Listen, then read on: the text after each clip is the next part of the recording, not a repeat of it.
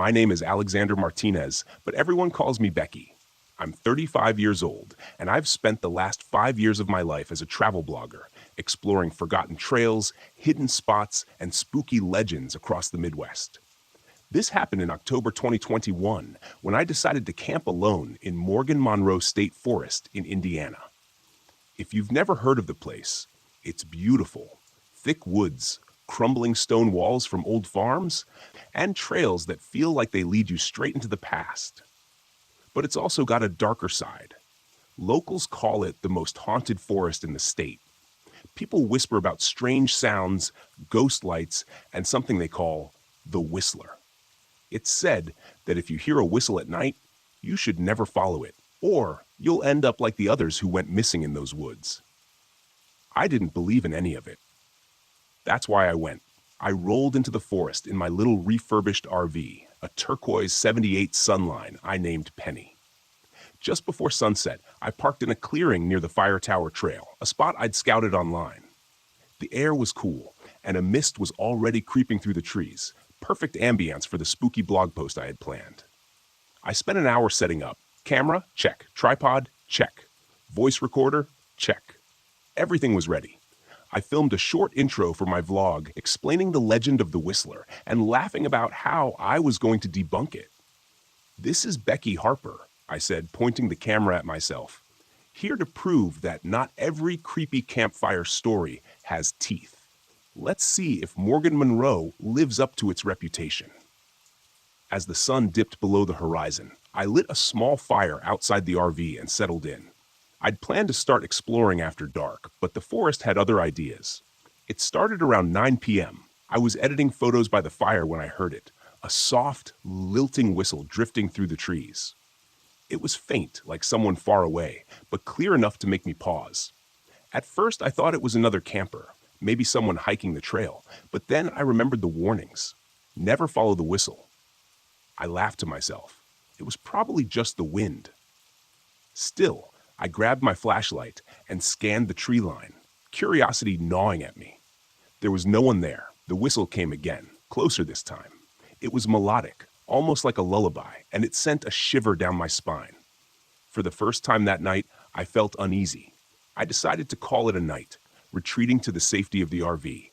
But as I was locking the door, I heard footsteps circling the vehicle. Slow, deliberate steps, crunching on the fallen leaves. "Hello," I called out, shining my flashlight into the darkness. Nothing. The firelight cast long shadows through the trees, and for a moment, I thought I saw a figure, a man standing just out of reach. But when I focused on the spot, there was no one there. I shook my head. My imagination was running wild. I climbed into the RV and locked the door behind me. To distract myself, I reviewed the pictures I'd taken earlier. They were mostly shots of the trail and the crumbling stone walls nearby, but as I scrolled through, I noticed something odd. In one of the photos taken near the fire tower, there was a figure in the background. It was blurry, almost transparent, but definitely human-shaped.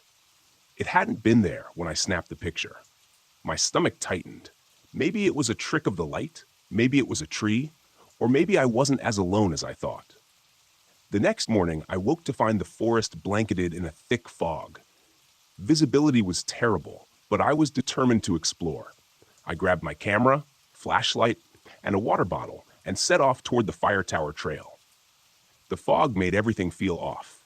Trees I'd passed the day before now looked unfamiliar, their branches twisting like skeletal arms. The trail seemed narrower, almost suffocating, and I couldn't shake the feeling that I was being watched. About halfway up the trail, the whistle returned. It was louder now, echoing through the woods. The fire tower trail led to an old metal tower, rusted and abandoned, standing like a sentinel in the middle of the forest. It creaked in the wind, and the steps were slick with moss and rain. I climbed up anyway, hoping to get a better view of the foggy woods below. From the top, the whistle sounded again. It was coming from the base of the tower. My heart pounded as I peered down. There, in the swirling mist, was a figure. It was a man, or at least it looked like one. He was tall and thin, dressed in what looked like tattered old-fashioned clothes. He wasn't moving, just standing there, staring up at me. "Hey!" I shouted. "Who are you?" He didn't answer. Instead, he started whistling again, the same haunting tune. I didn't wait to see what he would do. I scrambled down the ladder as fast as I could, nearly slipping on the wet metal. When I reached the ground, the figure was gone, but the whistle wasn't. It was everywhere now, surrounding me, growing louder and more insistent. I turned in circles, trying to pinpoint the source, but it was useless. The fog made the woods feel endless, like I'd stepped into another world. I ran. Branches clawed at my arms and legs as I stumbled down the trail, trying to find my way back to the RV. But the path twisted in ways it hadn't before, leading me deeper into the forest. The whistle followed me, growing closer with every step. Eventually, I tripped over a root and fell hard, scraping my palms on the rocky ground. When I looked up, the figure was standing over me. He was gaunt, his skin pale and stretched tight over his bones.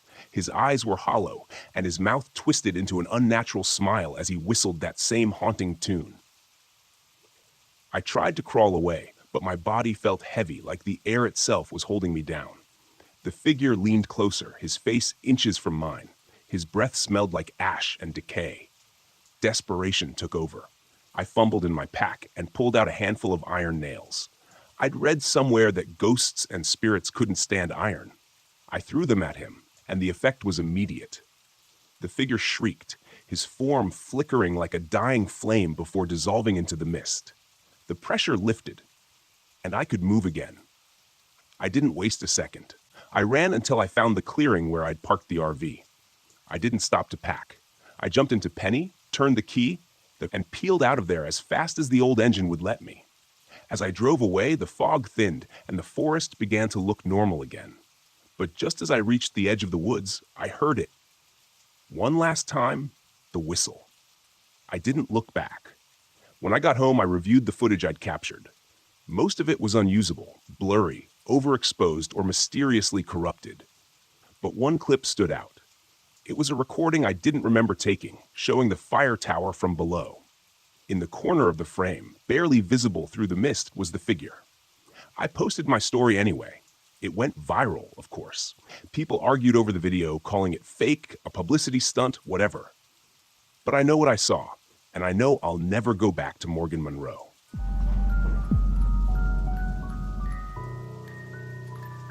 My name is Donald Anderson. I'm 36 years old, and this happened last October near Devil's Hollow Road in Fort Wayne, Indiana. I'm a wildlife photographer and admittedly a skeptic. I've spent years exploring remote locations, capturing nature's raw beauty, and debunking myths of the paranormal along the way. Ghost stories, curses, strange creatures, they've all been entertaining tales.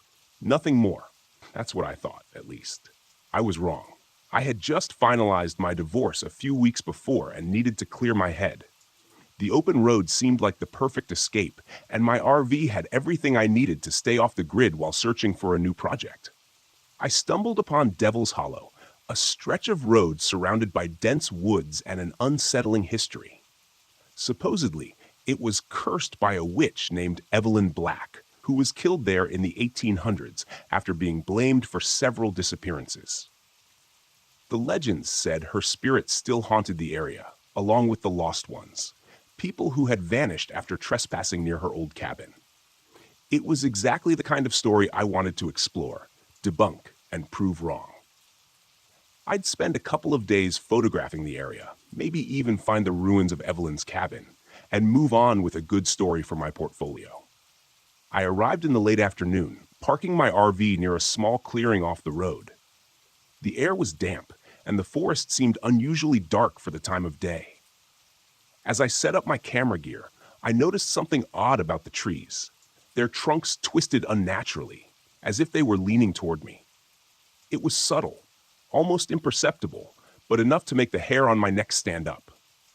I started hiking just before dusk, following what looked like an old trail through the woods. The silence was oppressive. No birds, no rustling leaves, just the sound of my own footsteps crunching on the dirt. About a mile in, I found it. A crumbled stone foundation overgrown with moss and vines. This had to be Evelyn Black's cabin. I snapped a few photos, but my camera kept malfunctioning. Every shot came out blurry, as if the lens was fogged, even though it wasn't. Annoyed, I packed up and made a mental note to come back in the morning with better light. As I turned to leave, I caught a faint whiff of smoke. It wasn't the sharp scent of burning wood, it was something sweeter, like incense. I looked around, but there was no sign of fire.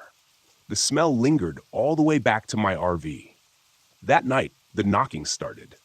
I was sitting at the small table in the RV, reviewing my notes, when I heard it, a soft, deliberate knock on the window behind me. I froze. The campground was supposed to be deserted, and I hadn't seen a single car or hiker since I arrived. Slowly, I turned and peeked out the curtain. Nothing. Just the dark forest, the shadows of trees swaying in the faint moonlight. Probably just a branch, I muttered, though I wasn't convinced. The knocking came again, this time on the side door. I grabbed a flashlight and opened it, shining the beam into the woods. Still nothing. But as I stepped back inside, I noticed them. Wet handprints on the window, small, child-sized handprints smeared in the condensation. My stomach turned. There were no kids out here. The next morning, I returned to the ruins of the cabin, determined to get better shots. As I approached, the air grew colder, and the forest seemed darker than before, even under the mid-morning sun. I heard whispers. At first, I thought it was the wind, but the sound was too distinct, murmured voices, just out of reach. I couldn't make out the words, but they were speaking my name. "Hello?" I called, my voice sounding too loud in the stillness. "Is someone there?" No response, just the whispers growing fainter, as if they were retreating deeper into the woods. At the edge of the foundation, I found something new. A circle of blackened stones, charred as if they'd been part of a fire. I crouched down, running my hand over one of the stones. It was warm. A twig snapped behind me. I spun around, heart pounding, but there was no one there. No one except for a shadowy figure standing just inside the tree line. It was a woman, tall and thin, draped in black. Her face was hidden by a veil, and her posture was unnaturally stiff, as though she were being held up by invisible strings. "Evelyn," I whispered, though I didn't believe it. The figure didn't move, didn't speak. I blinked, and she was gone. I should have left then. Any sane person would have. But I was too stubborn, too determined to prove there was a logical explanation. That night, the knocking returned, louder, more insistent. It was on all sides of the RV now, coming from the windows, the roof, the door. I grabbed my flashlight and shouted, "Who's out there?" The knocking stopped, replaced by laughter, high-pitched, childlike laughter, echoing from every direction. My blood ran cold. I slammed the flashlight onto the table, cracking the lens, and grabbed my camera instead. The screen flickered, but it worked long enough for me to capture a single photo through the windshield. The flash illuminated the woods for a split second, and I saw them, figures, dozens of them, standing in the trees. They were pale, almost translucent. Their faces blurred like an out-of-focus image. The lost ones. The laughter grew louder, blending into whispers that filled the air like a swarm of insects. I clutched the camera to my chest and bolted for the driver's seat, starting the RV. As I turned the key, the headlights illuminated the road ahead. Evelyn was standing there, directly in front of me. Her veil was gone, revealing a hollow, eyeless face. Her mouth twisted into a terrible grin. The engine sputtered, refusing to start. "Come to me," she whispered, though her lips didn't move. The lost ones swarmed closer, their forms flickering like candle flames. They pressed their hands against the RV, their touch leaving streaks of frost on the glass. Desperate, I grabbed my camera. The broken lens buzzed with static, as if it were alive. Without thinking, I hurled it out the window toward the swamp on the side of the road. The second it hit the water, Evelyn let out a blood-curdling scream. The air around me seemed to collapse, rushing toward the swamp like a vacuum. The figures disappeared, and the RV roared to life. I didn't look back. The next morning, I parked at a rest stop miles away, trying to convince myself it was over. But when I stepped outside, I saw something waiting for me on the RV's step, my camera bag. Inside was the photo I'd taken, the one with the lost ones. But this time, there was something new. Evelyn's face, reflected in the shadows. She was smiling.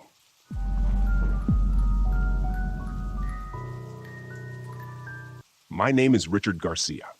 I'm 32 years old, a wildlife photographer, and I'm not the type to believe in ghost stories or urban legends. What I experienced last October at Yellow River State Forest in Iowa changed that forever. I was traveling solo in my RV, working on a photo essay called Forgotten Wild. The idea was to showcase remote, underappreciated natural areas and the wildlife that thrives there. My plan was simple: park the RV, set up trail cameras, and spend a few nights immersed in the forest. Yellow River was the perfect candidate, isolated, rugged, and teeming with wildlife. I arrived on a damp, overcast afternoon, the air thick with the smell of wet leaves and pine. The primitive campsite I chose was a mile from the nearest road, tucked between a creek and a dense patch of woods. Perfectly remote. I parked my RV, set up a small fire pit, and spent the rest of the day exploring the area. The trails were slippery from recent rain, and I nearly twisted my ankle climbing down a ravine to position a camera trap by the creek. Still, I was optimistic. The forest was alive with movement. Deer tracks crisscrossed the mud, owls hooted overhead, and I even spotted a flash of tawny fur in the distance.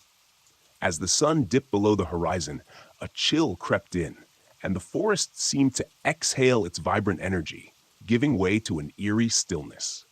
By the time I crawled into the RV for the night, I couldn't shake the feeling that I wasn't alone. The first sign that something was wrong came the next morning. I checked my trail camera near the creek, hoping for a glimpse of the cougar rumored to roam the area. Instead, the memory card was wiped clean, not a single photo. Frustrated, I blamed a malfunction and decided to test the camera overnight near my campsite. While repositioning the trap, I noticed something strange in the mud. A set of tracks, large and humanoid with long, claw-like toes. They didn't look like anything I'd seen before, and I've studied animal tracks for years. My logical brain tried to rationalize it. Maybe a bear, distorted by the rain. That night, as I reviewed the day's photos in the RV, I heard it for the first time. A faint melody drifting through the trees. It was almost like humming, a low, mournful tune that rose and fell like a chant. I turned off the lights and peered out the window, my breath fogging the glass. The campsite was empty, the fire reduced to glowing embers. The song continued, growing louder, closer. I grabbed my flashlight and stepped outside, scanning the darkness. The beam cut through the mist, but nothing moved. The song stopped as abruptly as it had begun, leaving the forest eerily quiet. The next day, I woke to another unsettling discovery. My RV's tires were slashed. Deep gouges ran through the rubber, the edges jagged and uneven. A chill ran down my spine as I inspected the damage. Nearby, a pile of animal bones, small, likely rabbits, lay in a crude circle. Their placement seemed deliberate. I felt a surge of panic. Was someone stalking me? A poacher, maybe? I tried to brush it off, focusing on repairing the tires with the spare patches I always carried, but my unease grew with every passing hour. By late afternoon, the rain returned, turning the trails into a muddy mess. Determined to salvage something from the trip, I hiked back to the camera trap near the creek. That's when I saw it. Standing at the edge of the water, partially obscured by the trees, was a figure, tall, thin, and unnaturally still. Its skin was pale, almost translucent, and its head bore a pair of antlers that jutted from its skull at impossible angles. My breath caught. The figure tilted its head toward me, its glowing yellow eyes piercing through the gloom. I stumbled backward, my camera falling into the mud. By the time I looked up again, it was gone. I returned to the RV in a panic, locking the doors and pulling the curtains shut. The forest outside felt alive, pulsating with an energy I couldn't explain. That night, the song returned. It started softly, just a whisper on the wind. But as the hours dragged on, it grew louder, filling the air with a haunting melody that seemed to seep into my bones. "Leave," I whispered to myself. "You need to leave." But when I stepped outside to check the RV, I realized it wasn't an option. The engine wouldn't start. The battery drained completely. The spare was missing, though I hadn't touched it since I arrived. I was trapped. The final night was a blur of terror. The song grew deafening, surrounding the RV in a cacophony of voices.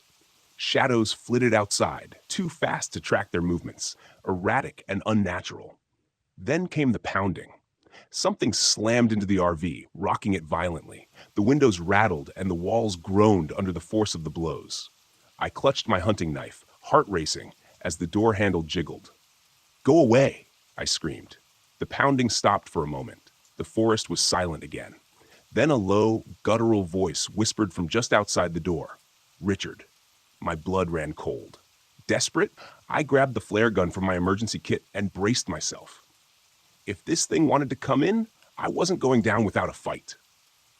The door creaked open, and I fired the flare into the night.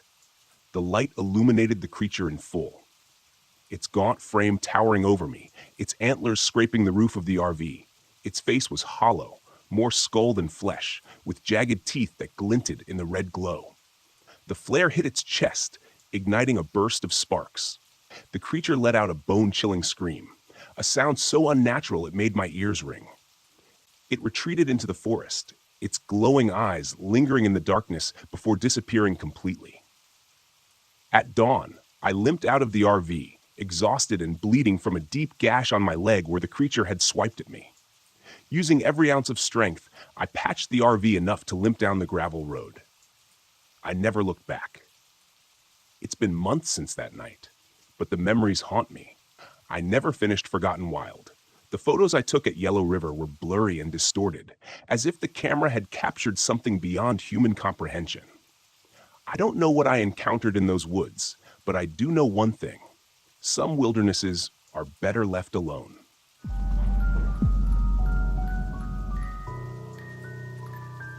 My name is Nicholas Harris, and I'm 57 years old. This happened in the fall of 2022, just after I retired as a forest ranger. I had spent over 30 years in the wilderness patrolling trails, chasing off bears, and sometimes even helping lost hikers find their way back to safety.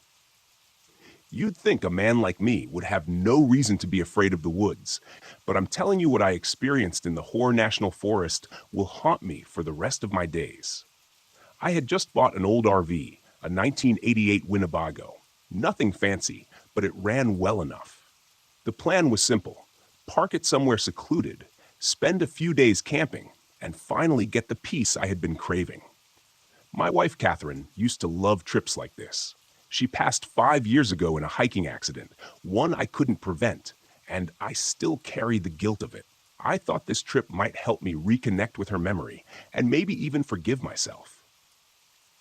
I chose the Sycamore Trail in Hoare National Forest.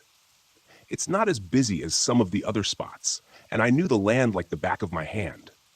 The locals had always told stories about the area, warnings to stay away from certain trails, whispers of things that didn't belong in those woods.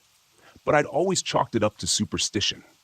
After all, the forest can play tricks on your mind if you're not used to it. The first day went smoothly enough. I parked the RV in a small clearing just off the trailhead. It was a gorgeous spot, the kind of place Catherine would have loved.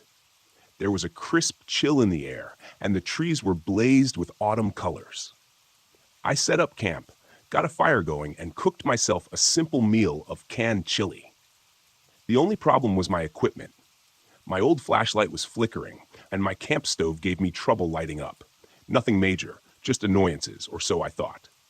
That night, as I sat by the fire, I started to feel off. It wasn't anything I could put my finger on. The woods were quieter than they should have been. No crickets, no owls, not even the rustle of leaves. Just dead silence. Then, just as I was about to head inside the RV, I heard something. Nicholas. It was faint but unmistakable. Someone was calling my name. I froze, every hair on my body standing on end. The voice sounded familiar. Too familiar. It sounded like Catherine. "Nicholas, help me." The voice was coming from deep in the woods, beyond the reach of my firelight. My heart was racing. I told myself it couldn't be her. It couldn't. But it sounded so real, so desperate. Against my better judgment, I grabbed my flashlight and stepped into the darkness. I didn't go far. My flashlight barely worked, and the further I moved from the fire, the darker and colder it got. That's when I saw them. Tracks in the mud. They were strange, like a mix between human footprints and animal paw prints, as if someone had been walking barefoot but with claws. They led in a wide circle around my RV before disappearing into the woods. I stood there staring at the tracks, trying to make sense of them. That's when I heard the voice again, closer this time. "Nicholas, please, it hurts." It was Catherine, or at least it sounded like her. "Who's there?" I shouted, my voice trembling despite my best efforts to sound tough. The forest didn't answer. I backed away slowly, my flashlight flickering, and retreated to the safety of the RV, locking the door behind me. I tried to convince myself it was just my imagination. Maybe it was a bird mimicking her voice, maybe I was hearing things, but deep down I knew better. The next day, I tried to shake it off. I spent the morning exploring the trail, hoping a good hike would clear my head. The woods were still unnervingly quiet, but nothing unusual happened. By the time I returned to camp, the sun was starting to set, painting the sky in shades of orange and pink. That's when the rain started. Light at first, then heavy. I sprained my ankle slipping on the wet ground while fetching firewood, cursing under my breath as I hobbled back to the RV. The storm made the forest even darker, and the flickering flashlight wasn't much help. That night, I heard scratching. It started faint, like branches brushing against the RV, but it grew louder and more deliberate. Something, or someone, was outside.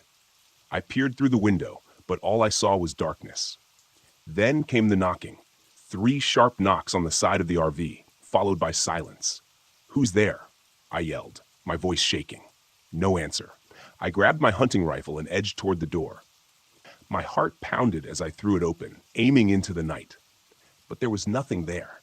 Nothing except the faintest outline of a figure in the trees, tall and impossibly thin. The next morning, I decided to leave. I'd had enough, but when I tried to start the RV, the engine wouldn't turn over. I checked under the hood only to find deep scratches gouged into the metal, like claw marks. My chest tightened. I was trapped. Desperation took over. I grabbed my gear and decided to hike out, sprained ankle or not.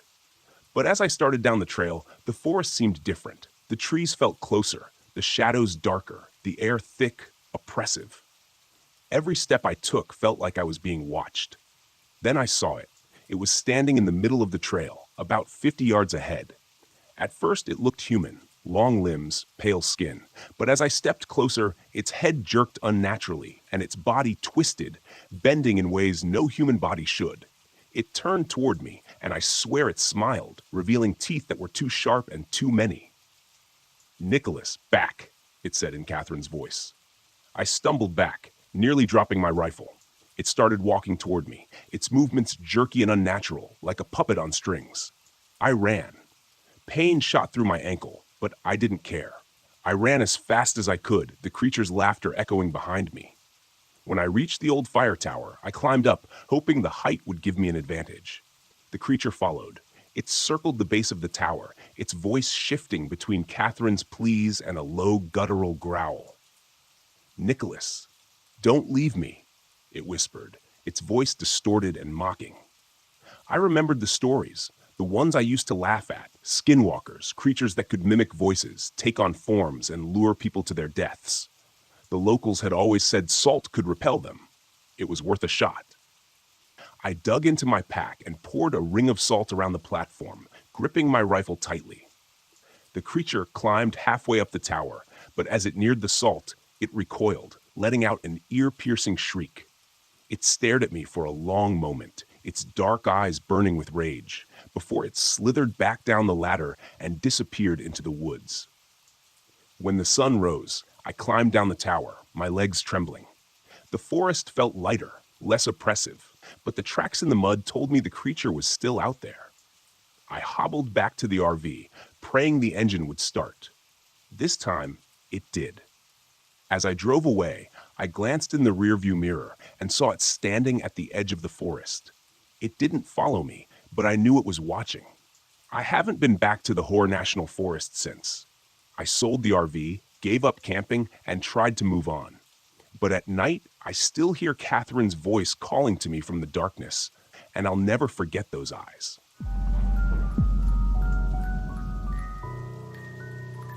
My name is Michael Lopez, and I'm 25 years old. This happened in October of last year when my best friend Sophia and I decided to spend a weekend camping at Dogwood Lake, deep in the heart of southern Indiana. I'll never forget those days, no matter how hard I try. Even now, when I close my eyes, I can still hear the laughter. Sophia and I couldn't have been more different. She was bold, impulsive, and always looking for her next adventure. I, on the other hand, preferred plans, structure, and knowing exactly what I was walking into. But she had a way of pulling me out of my comfort zone, and I usually ended up having a good time. Usually, we'd rented an old RV for the trip, a boxy white thing with a sputtering engine that smelled faintly of mildew. I'd suggested staying in a cabin, but Sophia insisted the RV would be more authentic. After some back and forth, I gave in, as I always did. Besides, I was desperate for a break. My teaching job had been wearing me down, and Sophia's promise of crisp autumn air, hiking trails, and kayaking sounded like the reset I needed. We arrived at Dogwood Recreation Area in the late afternoon, just as the sun was dipping below the treetops. The forest was alive with color, fiery reds, deep oranges, and golden yellows that reflected off the still surface of the lake. It was beautiful, but something about the place felt off. I chalked it up to exhaustion and a touch of nerves. Sophia, of course, was thrilled. She grabbed her camera and started snapping photos the moment we parked. "Look at this light," she gushed. "It's perfect." I rolled my eyes but couldn't help smiling. That was Sophia, always chasing the perfect shot. After setting up camp, we decided to explore. There was a well-marked trailhead nearby, but Sophia had other ideas. She'd spotted a faint path leading off into the woods, one that wasn't on the map. "Let's check it out," she said, already heading in that direction. "Are you serious? It's getting dark," I protested. "That's the best time for photos," she called over her shoulder. "Come on, Michael, don't be such a buzzkill." Reluctantly, I followed. The trail, if you could call it that, was narrow and overgrown, twisting through dense trees that blocked out what little sunlight remained. I kept tripping over roots and brushing cobwebs from my face, muttering under my breath about poison ivy and ticks. Sophia, meanwhile, was in her element, snapping pictures of moss-covered rocks and fallen leaves. Then she found it. At first I thought it was just a piece of trash, something shiny poking out of the dirt. But when Sophia bent down and picked it up, I realized it was a locket, an old one, tarnished and rusted, but still intact. She turned it over in her hands, her eyes lighting up with curiosity. "Can you believe this? It's so vintage." "It's gross," I said. "Put it back." But she ignored me, rubbing the locket clean on her sleeve. "It's got initials engraved on it. I wonder who it belonged to." "Does it matter? It's trash." She shot me a look. "It's not trash, it's history." Then she slipped the locket into her pocket. "I'm keeping it." I didn't argue. What was the point? Sophia was stubborn, and once she'd made up her mind about something, there was no changing it. That night, things started to feel strange. The heater in the RV wouldn't work, so we huddled under blankets, listening to the wind rustling through the trees. I couldn't shake the feeling that we weren't alone, that something was out there watching us. But when I mentioned it to Sophia, she laughed it off. "You're just spooked because it's so quiet out here," she said. "City girl problems." Maybe she was right. I told myself I was imagining things, and eventually drifted off to sleep. Then the dreams started. I was standing by the lake, staring at the water. A woman stood on the shore, her back to me. Her hair was long and dark, and she wore a dress that clung to her as if it were soaked. She was holding something. A locket, I realized. Her shoulders shook as though she were crying, but no sound came out. When she turned around, her face was a mask of rage, her eyes hollow and black. She opened her mouth to scream, and I woke up gasping for air. Across the RV, Sophia was sound asleep, the locket clutched in her hand. The next day, Sophia acted normal, but I couldn't shake the dream. I told her about it over breakfast, expecting her to laugh it off again. Instead, she frowned. "That's weird," she said. "I had a dream, too, about a woman at the lake." "What did she do?" "She was just standing there, watching me," she shrugged. "It didn't feel scary, though, just sad." I wasn't convinced. Something about the locket wasn't right, but Sophia refused to get rid of it. "It's just a coincidence," she said. "Don't freak out." But as the day went on, the unease grew. Wet footprints appeared on the RV floor, even though neither of us had been near the water. Items went missing: a flashlight, Sophia's phone charger, only to turn up later in odd places. And then there were the voices. That evening, as we sat by the fire, I heard it: the faint sound of children laughing. At first, I thought it was my imagination, but Sophia heard it too. "Probably just echoes from another campsite," she said, though her tone was less certain. "There's no one else out here," I whispered. We stared into the darkness, but the laughter faded as quickly as it had come. That night, I woke to the sound of the RV door creaking open. Sophia's bed was empty. I grabbed a flashlight and ran outside, my heart pounding. The forest was pitch black, the trees casting long shadows under the sliver of moonlight. I found Sophia standing at the edge of the lake, her feet submerged in the water. She was holding the locket, her lips moving as if she were whispering something, though I couldn't hear the words. "Sophia!" I yelled. She turned slowly, her eyes glazed over. "She wants me to stay," she said, her voice distant and hollow. I grabbed her arm and pulled her back to the RV, but she fought me, her strength unnaturally strong. "Let go. I need to go to her." Finally, I managed to drag her inside and lock the door. She collapsed onto her bed and fell into a deep sleep, but I stayed awake, clutching a knife and listening for the sound of footsteps outside. The next morning, Sophia didn't remember a thing. She laughed it off, but I could see the fear in her eyes. The locket's influence was growing stronger, and I knew we had to leave. But the RV wouldn't start. Sophia tried to call for help, but her phone was dead, even though it had been fully charged the night before. I suggested walking back to the main road, but she refused. "I'm not leaving the RV," she said. "What if someone comes by?" I didn't argue.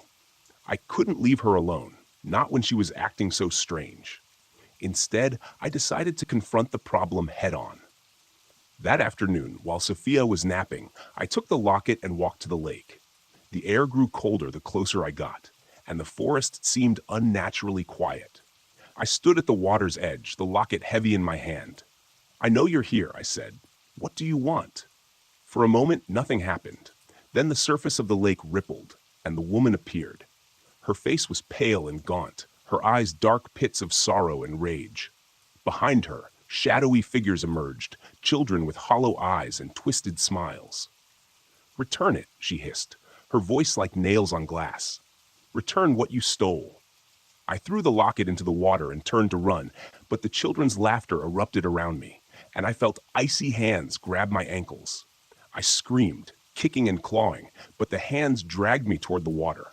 Just as I thought I was going to drown, Sophia appeared, her face twisted with fear and determination. She held a stick lit with fire from the RV's stove. "Let her go," she screamed, thrusting the flame toward the water. The ghostly figures recoiled, their shrieks piercing the air. Sophia grabbed my arm and pulled me back to shore. Together, we watched as the locket sank beneath the surface, the ripples fading into stillness. We left Dogwood Lake the next day, abandoning the RV and hitchhiking back to civilization. Neither of us spoke about what had happened, but I knew we'd both been changed. Sophia never picked up her camera again, and I can't look at a lake without feeling a chill run down my spine. Some nights, I still hear the laughter, soft and distant, like an echo from a nightmare. I pray it's just my imagination, but deep down, I know it's not.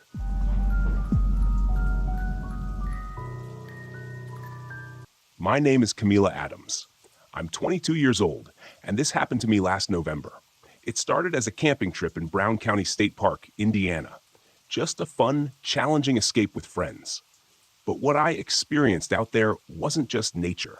Something ancient and evil stalked us through that forest, and I barely made it out alive. It was Mason's idea. He was the ringleader in our group of 3, confident, outdoorsy, and just reckless enough to convince us this trip was a good idea. He was 26, with that charming, cocky smile that somehow made me trust him even when I shouldn't.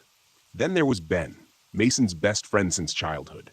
He was 25, and the opposite of Mason, reserved, practical, and constantly trying to keep us from getting into trouble. Me? I was just there for the adventure. I'd been feeling stuck lately, living the same routine in Indianapolis, and Mason's enthusiasm made me want to break out of my comfort zone. So when he suggested we tackle an unofficial trail he'd found on some wilderness forum, I thought, why not? We packed light. Mason insisted we didn't need much for a 3-day trip. Looking back, that was mistake number 1. The first day went fine. We parked at the trailhead and hiked deeper into the park than I'd ever been. The colors of the late autumn forest were stunning, rich reds and golds under a steel gray sky. Mason led the way with his usual bravado, joking about how we didn't even need a map because he had the route all figured out. Ben kept muttering about how we should at least double-check our bearings, but Mason brushed him off. By the time we reached our first campsite, we were tired, but in good spirits. We set up a small fire, ate some protein bars, and talked about everything and nothing under the canopy of stars. It was peaceful until the forest went silent. I didn't notice it at first, but Ben did. "Do you hear that?" he asked, his voice low. "Hear what?" Mason replied, poking at the fire. "Nothing," Ben said. "No crickets, no owls, nothing." Now that he mentioned it, the silence felt wrong. It pressed down on us like a weight, as if the forest itself was holding its breath. Mason shrugged it off, saying it was probably the cold weather, but I couldn't shake the feeling that something was watching us. The second day was harder. The hidden path Mason had raved about turned out to be more of a rough deer trail, barely visible under the thick leaves. My legs ached from climbing over fallen trees and trudging through uneven ground. To make matters worse, Ben's compass stopped working. He swore it had been fine yesterday, but now the needle spun uselessly, as if the forest itself was messing with us. Around midday, we found something strange. Deep claw marks scored the bark of a massive oak tree. They were too high up to be from a bear, if there were even bears in this part of Indiana. Mason joked about Bigfoot, but Ben's face darkened. "This isn't right," Ben said. "We should turn back." "Turn back? Come on, man, we're fine," Mason said. "Don't wimp out now." Ben shot me a look that said, "Can you believe this guy?" I wanted to agree with him, but I didn't want to be the one to back down first. So we kept going. That night, the hunger started. Mason devoured most of our food. He claimed he hadn't eaten enough earlier and needed the energy, but the way he tore through the rations was unsettling. His hands shook as he unwrapped granola bars, and his eyes had this wild, hollow look. "You okay?" I asked, trying to sound casual. "Yeah, just starving," he muttered, not meeting my gaze. "Don't worry about it." Ben pulled me aside while Mason stomped off to gather more firewood. "Something's wrong with him," Ben whispered. "He's acting off." "I know," I said. "But what are we supposed to do? Drag him back to the car?" Ben didn't answer. He just stared into the dark woods, his jaw tight. Later that night, I heard whispering. I'd stepped away from the campfire to use the bathroom. The air was freezing, my breath puffing white in front of me. That's when I heard it, a low, raspy murmur just beyond the tree line. "Ben? Mason?" I called, my voice shaking. There was no answer, only the sound of dry leaves crunching underfoot, too far away to be either of them. I ran back to camp, my heart pounding. "What's wrong?" Mason asked when he saw me. His face was pale, his eyes bloodshot. "Someone's out there," I said, trying to catch my breath. "I heard them." "It's probably just the wind," Mason said, but even he didn't sound convinced. Ben pulled out the flimsy flashlight Camila had packed, the beam flickering weakly as he scanned the surrounding trees. "We need to leave first thing in the morning," he said. Morning didn't come fast enough. I woke up to the sound of Mason vomiting behind the tent. When I went to check on him, I saw blood mixed in with the bile. "You're sick," I said, panic rising in my chest. "We have to get you out of here." "No," Mason rasped, wiping his mouth with the back of his hand. "I'm fine." "You're not fine," Ben snapped. "You look like death, and now we're out of food, thanks to you." Mason glared at him, his teeth bared. For a moment, I thought he was going to lunge at Ben, but then he stumbled back, clutching his stomach. "Let's just keep moving," he said through gritted teeth. We packed up and started hiking, but Mason was slower now, His breath labored. The trail seemed to twist in on itself, leading us deeper into the forest instead of out. The claw marks appeared more frequently, gouged into the trees like some kind of territorial warning. And then we found the carcass. It was a deer, or at least what was left of one. Its ribs jutted out like spears, the flesh stripped away as if something had gnawed on it. The smell was overwhelming, rotting meat and coppery blood. Mason stared at it for a long time, his eyes wide and unblinking. "We need to keep moving," Ben said, grabbing my arm. That night, Mason disappeared. Ben and I woke up to find his sleeping bag empty, his boots gone. "We have to find him," I said, but Ben shook his head. "He's gone, Camila. We can't save him." "We can't just leave him out there," I yelled. Ben sighed, his face lined with exhaustion. "Fine, but if we don't find him by sunset, we're heading back." We followed a faint trail of footprints, half expecting to find Mason sitting by a tree, laughing about some stupid prank. Instead, we found him crouched over another deer carcass, his face smeared with blood. "Mason?" I called out softly. He turned to look at us, and my stomach dropped. His eyes were sunk, his skin stretched taut over his cheekbones, his lips pulled back in a grotesque smile, revealing teeth that looked too sharp, too jagged. "The hunger," he whispered. "It's inside me." Ben grabbed my hand, pulling me back. "Run," he said. We ran, crashing through the underbrush, but Mason, or whatever he'd become, was fast. I could hear him behind us, his ragged breathing growing louder, closer. "Go!" Ben shouted, shoving me forward. "I'll hold him off." "No!" I screamed, but Ben didn't stop. He turned to face Mason, wielding a large branch like a spear. I didn't see what happened next. I just kept running, tears streaming down my face as I heard Ben's screams echoing through the trees. I stumbled out of the forest at dawn, bloodied and half frozen. Park rangers found me near the trailhead and took me to a hospital. I told them everything, but they didn't believe me. They said Mason and Ben probably got lost and that I was lucky to make it out alive. But I know the truth. Somewhere in those woods, the Wendigo still roams, hungry and waiting for its next victim.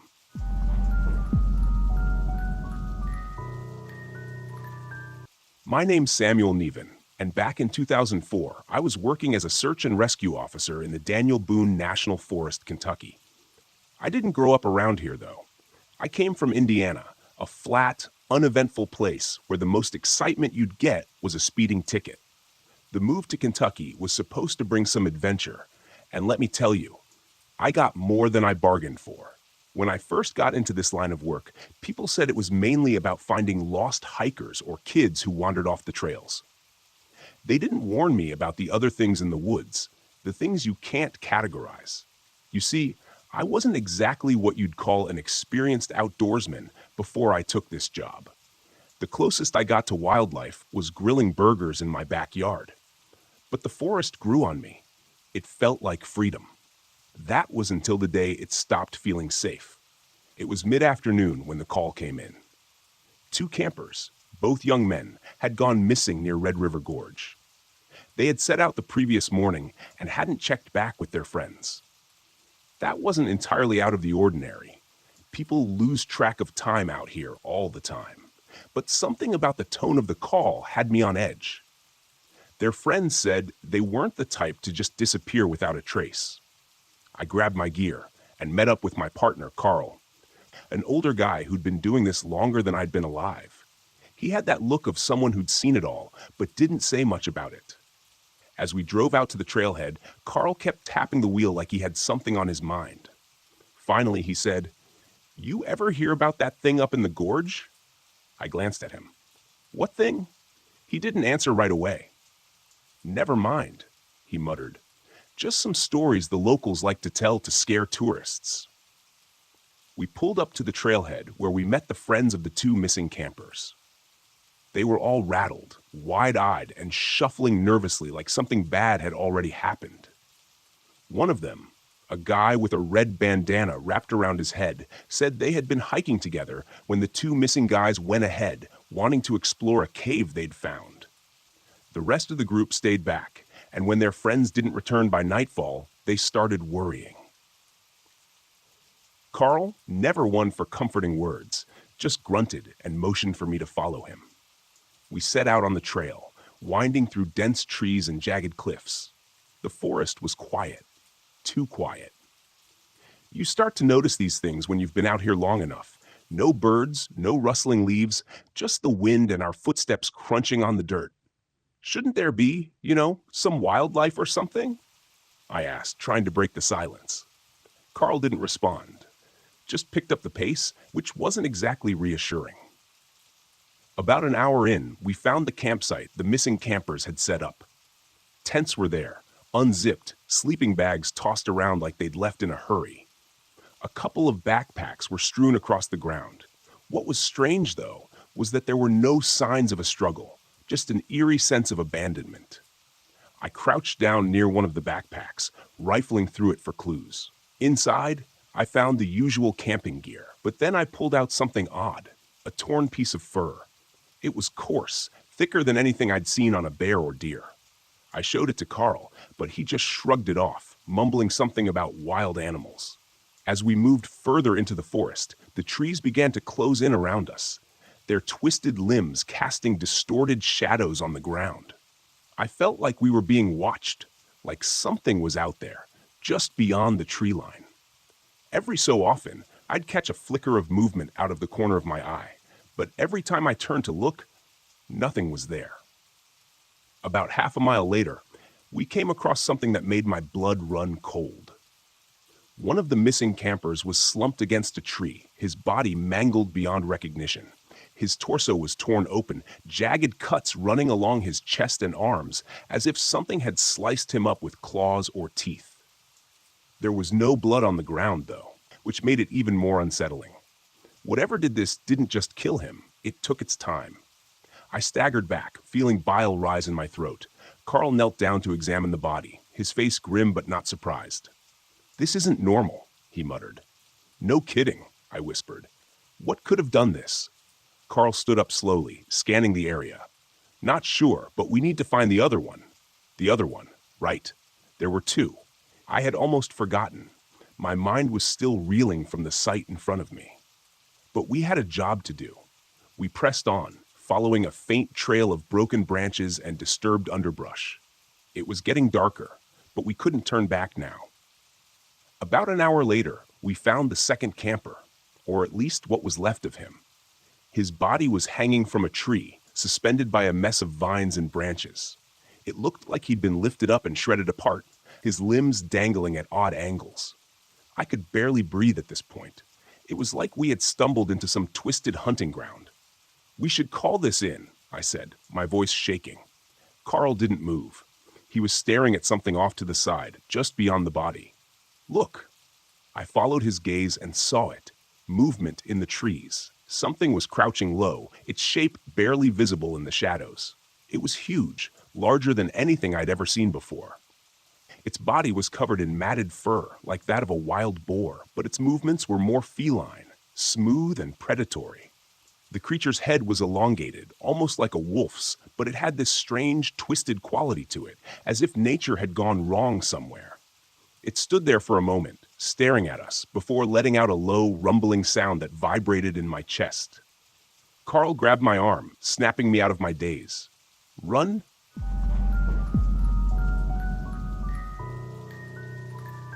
I always figured if anything bad ever happened to me, it would be out on the open road, miles away from anyone who could help. Maybe that's why I started carrying a gun. I never wanted to feel helpless. Not that I've had to use it before, but it's there, tucked under the seat of my rig, just in case. The highway was quieter than usual that night, and I was heading west, cutting through some remote stretch of Wyoming. The air was crisp, a bite of winter hanging on, even though it should have been warmer by now. I had a load of lumber bound for some construction site in Idaho. Nothing out of the ordinary. My mind was on the job. The kind of solitary thinking that comes when you're hours into a long haul. It wasn't until I hit the small, nearly forgotten town of Pine Ridge that things started to feel off. Not that there was much to the place.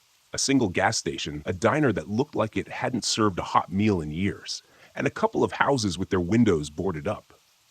I needed to refuel, so I pulled into the gas station, the only sign of life in the whole town. The pump was ancient, the kind where you have to flip the lever to start the gas flowing.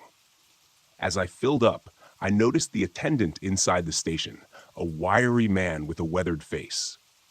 He was watching me, his eyes never leaving me. I gave him a nod, more out of habit than friendliness, but he didn't respond, just kept staring like he was sizing me up. It made my skin crawl, but I chalked it up to small-town suspicion. Strangers don't exactly roll through Pine Ridge every day. I paid for the gas and got back in the truck, eager to put some miles between me and that town. As I pulled out, I noticed an old beat-up pickup truck parked on the side of the road. I hadn't seen it when I pulled in, but then again, I wasn't paying much attention. The thing looked like it hadn't run in years, rust eating away at the body and the tires flat against the pavement. An hour later, the road was deserted, just a ribbon of black cutting through the wilderness. That's when I saw the headlights in my mirror. At first, it was just a faint glow, but they got closer. Fast. Too fast. My heart picked up, and I checked my speed. Maybe I was going too slow, but no, I was doing the limit. The lights got brighter, and I could make out the outline of the vehicle behind me. It was that old pickup from Pine Ridge, the same rusted hulk that looked like it shouldn't even be on the road. I kept my eyes on the mirror, expecting the truck to pass me by, but it didn't. Instead, it rode my tail, the headlights nearly blinding me. I tapped the brakes, a warning, but the pickup didn't back off. If anything, it got closer. Something wasn't right. I sped up, trying to put some distance between us, but the pickup matched my speed, staying just a few feet behind me. The road ahead was nothing but darkness, and my mind raced with possibilities, none of them good. I reached under the seat, feeling for the cold metal of the gun. My hand gripped the handle, but I didn't pull it out, not yet. There was a turn up ahead, a sharp one. I could lose him there, maybe. I flicked on my blinker, even though there was no one else around to see it, and took the turn hard. For a moment, I thought I'd lost him. The road curved through a dense patch of trees, and I couldn't see the headlights anymore. But then they reappeared, brighter than before, as the pickup tore around the bend, nearly clipping the back of my rig. Panic set in, and I floored it, the engine roaring as I pushed the truck faster than I'd ever dared before. The pickup stayed with me. Relentless. I couldn't shake him. And then, like something out of a nightmare, he started ramming me. The first hit jolted me so hard I almost lost control. My trailer fishtailed, the weight of the lumber threatening to tip the whole rig over. I gripped the wheel tighter, fighting to keep us on the road. Another hit, harder this time, and I knew I had to do something, or he'd run me off the road completely. I glanced at the gun still under the seat, but the thought of using it while driving terrified me. Instead, I scanned the road ahead, looking for anything that might help. Up ahead, I saw a narrow dirt road branching off to the right. It wasn't on my map, and I had no idea where it led, but it was my only option. I cut the wheel hard, veering off the main road onto the dirt path. The rig shuddered as the tires hit the rough ground, and I prayed the trailer wouldn't flip. The pickup followed right on my tail, its headlights bouncing in the darkness. The road was narrow, barely wide enough for my truck, and lined with thick trees on either side. I could hear the pickup's engine roaring behind me, getting closer and closer. My mind raced with desperate ideas, none of them good. I could try to lose him in the trees, but one wrong move, and I'd be wrapped around a trunk. And then, out of nowhere, the road ended. I slammed on the brakes, the tires skidding in the dirt, and the rig came to a stop just inches from a steep drop-off. The pickup didn't stop. It rammed into the back of my trailer with a sickening crunch, and I heard metal tearing as the trailer swayed dangerously over the edge. The impact threw me forward, and I fought to stay in control. I could feel the weight of the lumber shifting, the whole rig threatening to go over. I had seconds, maybe less. I didn't think. I yanked the gun out from under the seat, kicked open the door, and jumped out. I hit the ground hard, rolling to avoid the drop-off. The pickup's engine was still running, the headlights casting an eerie glow over the scene. I scrambled to my feet, the gun in my hand, and turned to face the pickup. The driver's door opened, and a man stepped out. He was tall, broad-shouldered, and covered in grease and grime, his clothes tattered, hanging off him like they'd been through hell. He didn't say a word, just started walking toward me, his steps slow and deliberate. I leveled the gun at him, my hands shaking. "Stay back!" I shouted, but he kept coming. Closer now, I could see his face. It was twisted, scarred, like he'd been in 100 fights and lost every one of them. His eyes were cold, empty, like there was nothing human left inside him. He didn't stop. I pulled the trigger. The gunshot echoed through the trees, and the man staggered but didn't go down. He looked at me, more surprised than hurt, and then kept coming. I fired again, and this time he dropped to one knee, blood seeping through his shirt. But he wasn't dead. He reached into his pocket, pulling out a knife, and lunged at me. I fired a third time, hitting him square in the chest. He crumpled to the ground, finally still. I stood there, gasping for breath, the gun still in my hand. The night was silent now, the only sound my own ragged breathing. I walked over to the pickup, looking for any sign of why he'd chased me, but there was nothing. The cab was empty, no ID, no belongings, just a truck that shouldn't have been running. I looked back at the man, his body lying lifeless on the ground. There was no question he was dead. I had the gun, the spent shells, and his blood on my hands. This wasn't something I could just drive away from. But as I stood there, I realized something else. The rig was teetering on the edge, the weight of the lumber pulling it closer to the drop-off. I ran back to it, climbed inside, and slowly, carefully backed it away from the edge. Once I was clear, I drove back to the main road, my heart still pounding. I didn't stop until I reached the next town, where I found a diner that was still open. I sat in a booth, the gun hidden in my jacket, and ordered a coffee. The waitress gave me a strange look, but didn't say anything.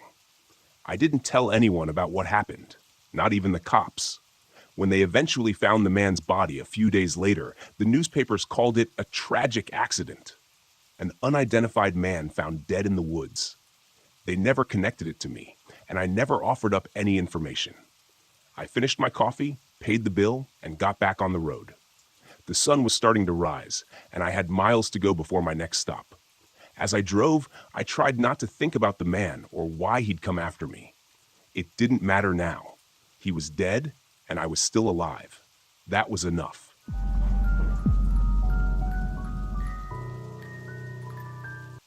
I thought this trip would fix everything. I thought that a week out in the woods, just me and Tyler, would somehow repair the damage from the past year. The divorce hit him harder than it hit me, and that's saying something. I thought maybe, out here in the quiet, away from the distractions of phones and the city, we could connect again. You know, like fathers and sons are supposed to. But from the moment we hit the road, I knew it wasn't going to be easy. Tyler barely looked up from his phone the entire drive, earbuds in, scrolling mindlessly. He didn't care about the scenery, didn't care that we were headed to Deadwood Creek, a place I used to go with my own dad when I was his age. It's funny how history repeats itself. My father and I never really saw eye to eye either. He'd brought me out here, hoping to teach me how to be a man, how to survive in the wilderness, and now here I was, doing the same with Tyler, hoping the Black Hills would heal something in both of us. I glanced at him as we pulled into the campground. He didn't even notice the tall, dark pines surrounding us, swaying lightly in the wind. A dense fog had settled over the creek, and the sound of water trickling nearby was the only noise besides the RV's engine. It felt different than I remembered, more isolated, lonelier. "This is it," I said, more to myself than to Tyler. "Cool," he mumbled, still scrolling, not even looking up. I sighed, cutting the engine. After we set up camp, I suggested a short hike to check out the creek. Tyler grumbled but followed me. The trail was just as I remembered, narrow, winding through the trees, with the creek gurgling beside us. There was something peaceful about it, but also something off. The further we went, the heavier the air felt, like the forest was watching us. We reached the creek's edge, where the water ran fast over the rocks. I crouched down, letting the cool water run over my hand.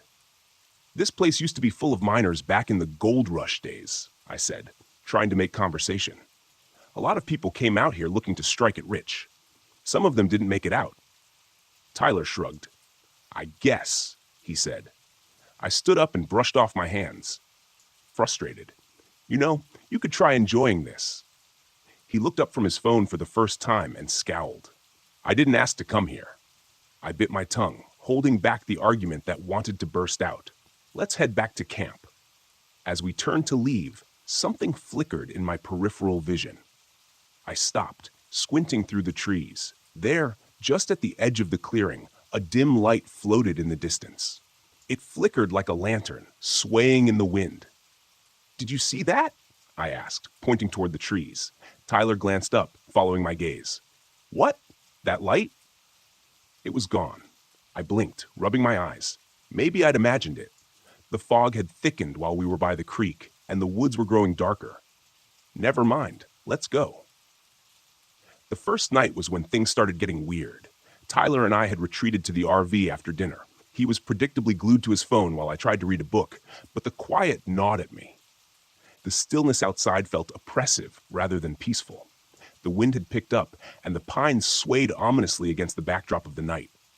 Then I heard it. At first, I thought it was just the wind, a soft, barely there sound like whispers carried on the breeze. But as I listened, it grew more distinct. Not the wind, voices, faint, disembodied voices murmuring just outside the RV. Did you hear that? I asked, sitting up straighter. What? Tyler didn't even look up. The voices outside. Tyler pulled out one of his earbuds, frowning. What are you talking about?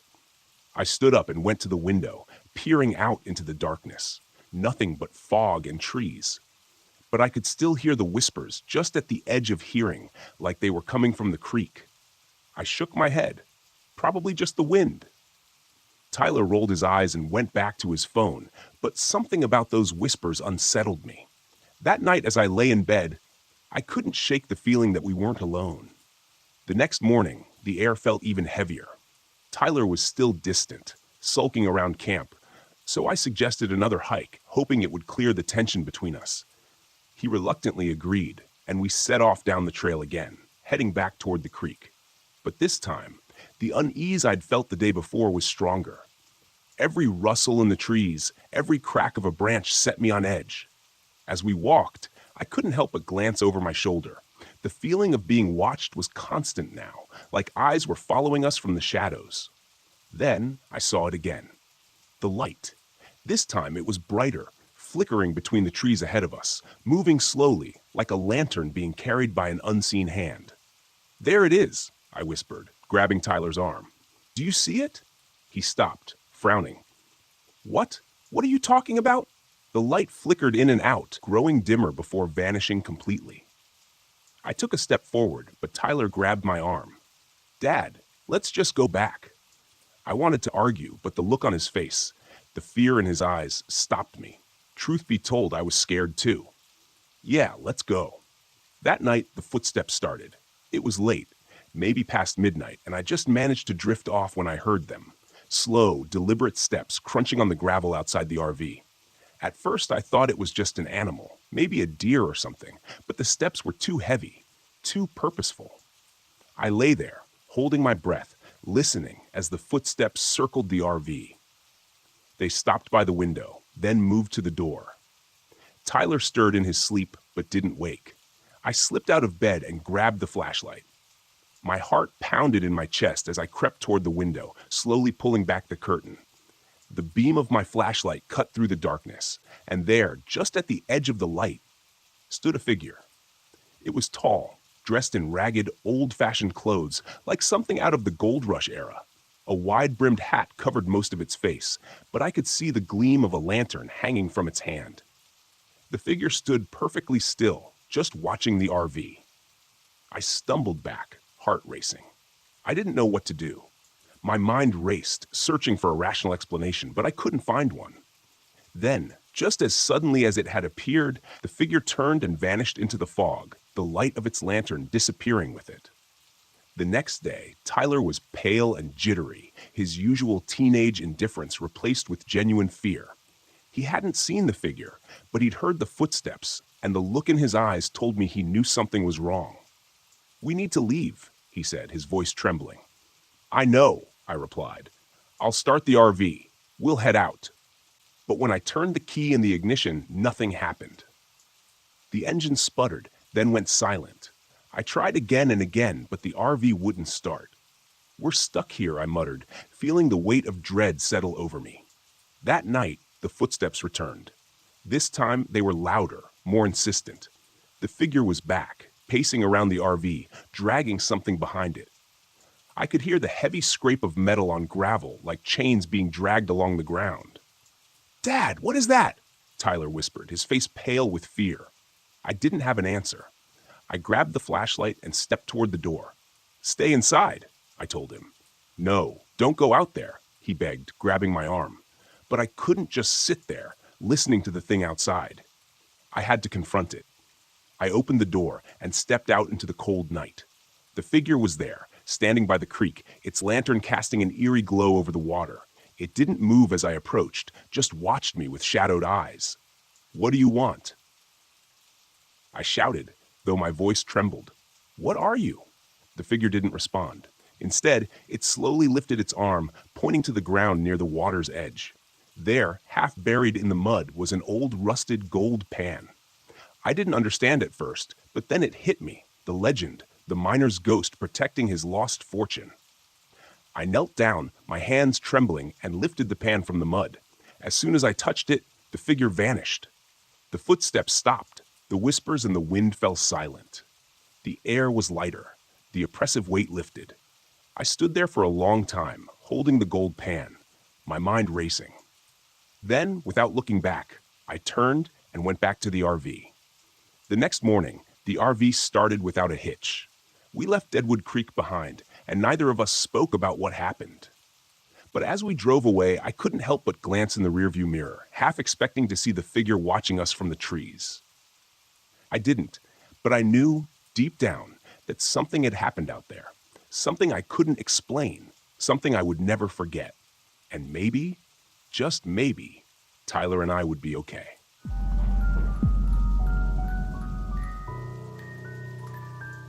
I didn't believe in ghosts, UFOs, or anything supernatural. I spent most of my career chasing down so-called paranormal phenomena and explaining them with cold, hard facts. That was my job, turning superstition into science, myths into measurable data. The Brown Mountain Lights? They were just another mystery waiting for a rational explanation. That's what I told myself as I drove my RV up the winding roads of Pisgah National Forest. The thick trees closed in on either side. The air was crisp and autumn leaves scattered across the path. There was a quiet stillness that made the world feel far away.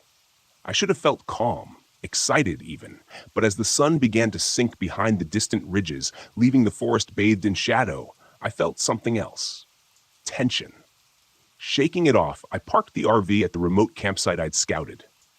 This was supposed to be a solo trip, a few days to get up close and personal with the Brown Mountain Lights, interview locals, take readings, and prove once and for all that the lights were nothing more than atmospheric conditions or optical illusions. I had all the gear I'd need: high-resolution cameras, thermal scanners, EMF detectors, the works. I wasn't expecting to find anything supernatural, just an anomaly. And anomalies had explanations.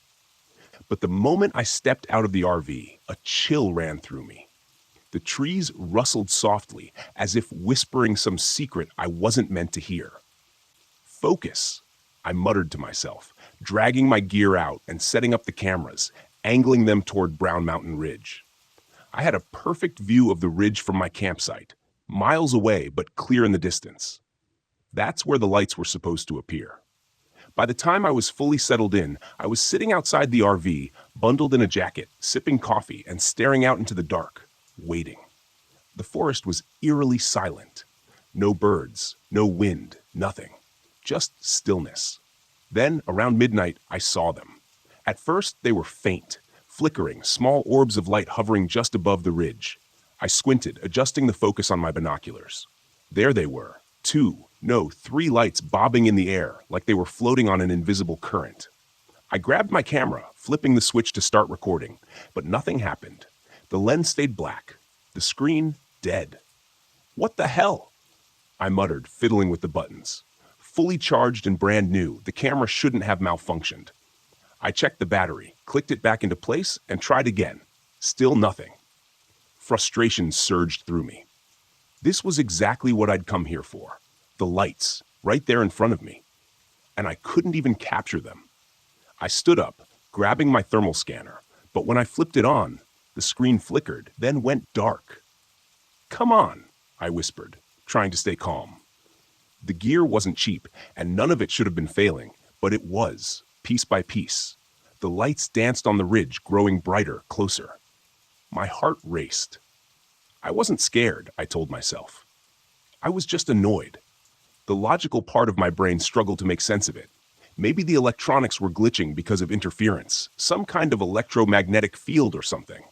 I took a deep breath, trying to settle my nerves. But the lights, those strange pulsing orbs, kept moving, almost as if they were drifting toward me. The air turned cold.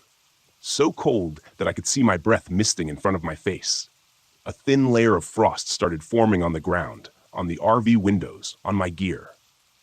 I pulled my jacket tighter around me, my hands beginning to stiffen in the chill. It didn't make sense. The weather forecast had called for a cool night, but nothing like this. I checked my phone's temperature app. 30 degrees heaters? Impossible.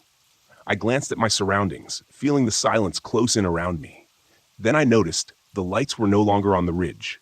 They were much closer now, floating just above the treetops, flickering like distant fireflies, but larger. Too large. I watched, heart pounding, as they bobbed and weaved. Their glow cast long shadows on the ground. I pulled out my phone to take a video. The screen flashed, then went black. It wouldn't turn on. Frustration boiled over. I slammed the phone down on the camping table. It bounced. I stood there, fists clenched, trying to keep my cool. This was why people got sucked into believing nonsense, because technology failed at the worst possible moment. The lights weren't supernatural. There had to be an explanation. Maybe the cold was messing with the equipment, or some kind of atmospheric distortion. But then I saw the handprints. Small, faint handprints etched in frost on the RV window. They hadn't been there before. I knew that. I stared at them, my breath catching in my throat. They looked like the handprints of a child, no more than a few inches across, and they were slowly, gradually melting away in the cold. A prickling sensation crawled up the back of my neck. I turned to look at the lights, now hovering at the edge of the forest. Close enough that I could make out their eerie bluish glow. They flickered in the trees, moving in slow, lazy circles, as if they were watching me, waiting for me. The rational part of my mind screamed that it was impossible. There was no way the lights could have traveled that fast. No way they could be this close. I'd seen videos, read reports. They were always distant, spectral, unreachable. But now they felt personal, as if they were beckoning me. I swallowed, my throat tight. Without thinking, I took a step forward. The cold deepened, pressing in on me from all sides. The frost crept up the sides of the RV, spreading like delicate veins. The temperature continued to drop. My breath came out in ragged gasps, and my vision blurred. The lights drifted deeper into the trees, flickering and glowing, moving in a pattern that felt deliberate, like they wanted me to follow. And I did. I grabbed my flashlight, my hands trembling as I made my way toward the forest's edge. The beam of light was weak, barely cutting through the dark.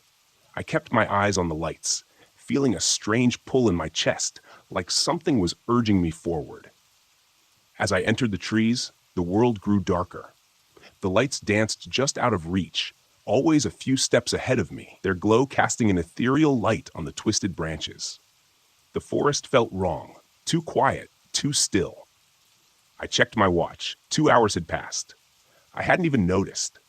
My legs ached, and I realized with a sinking feeling that I had no idea how far I'd wandered. The lights flickered again, brightening as they circled a large boulder ahead, and then they stopped, hovering there, motionless. I took a step closer, and that's when the hallucinations began. Shapes. Faint figures moving in the trees, shadows stretching unnaturally long. And there, between the branches, I saw faces. Pale, expressionless faces staring at me with hollow eyes. I blinked, and they were gone. Panic set in. I turned to leave, but the forest had shifted. The path I'd taken was no longer clear. Everything looked the same. The same trees, the same twisting branches. The lights pulsed behind me, glowing brighter as if taunting me. I ran. My breath came in short, sharp bursts. Where my heart raced in my chest as I stumbled through the underbrush, trying to find my way back to the campsite. The lights flickered at the corners of my vision, but I ignored them. Then I heard it. Footsteps. Light. Quick footsteps crunching through the frost behind me. I didn't dare look back. I ran faster, my flashlight flickering and dying in my hand.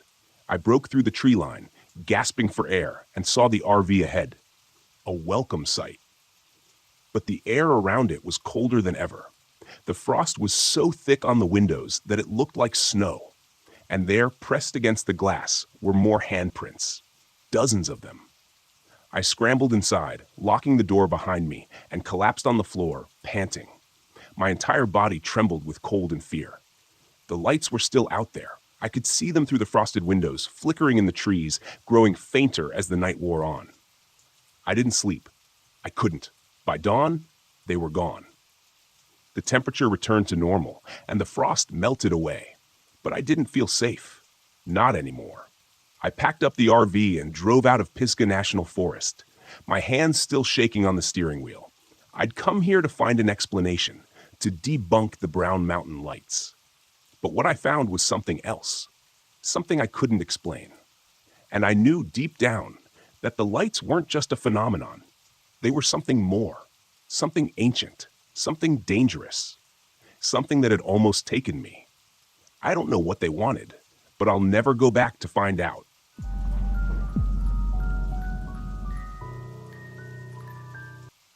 I was halfway up Blackwater Ridge when Glenn warned me about the lights. His bait shop was the last stop before the mountain trail turned into pure wilderness, and I dropped in for some extra firewood.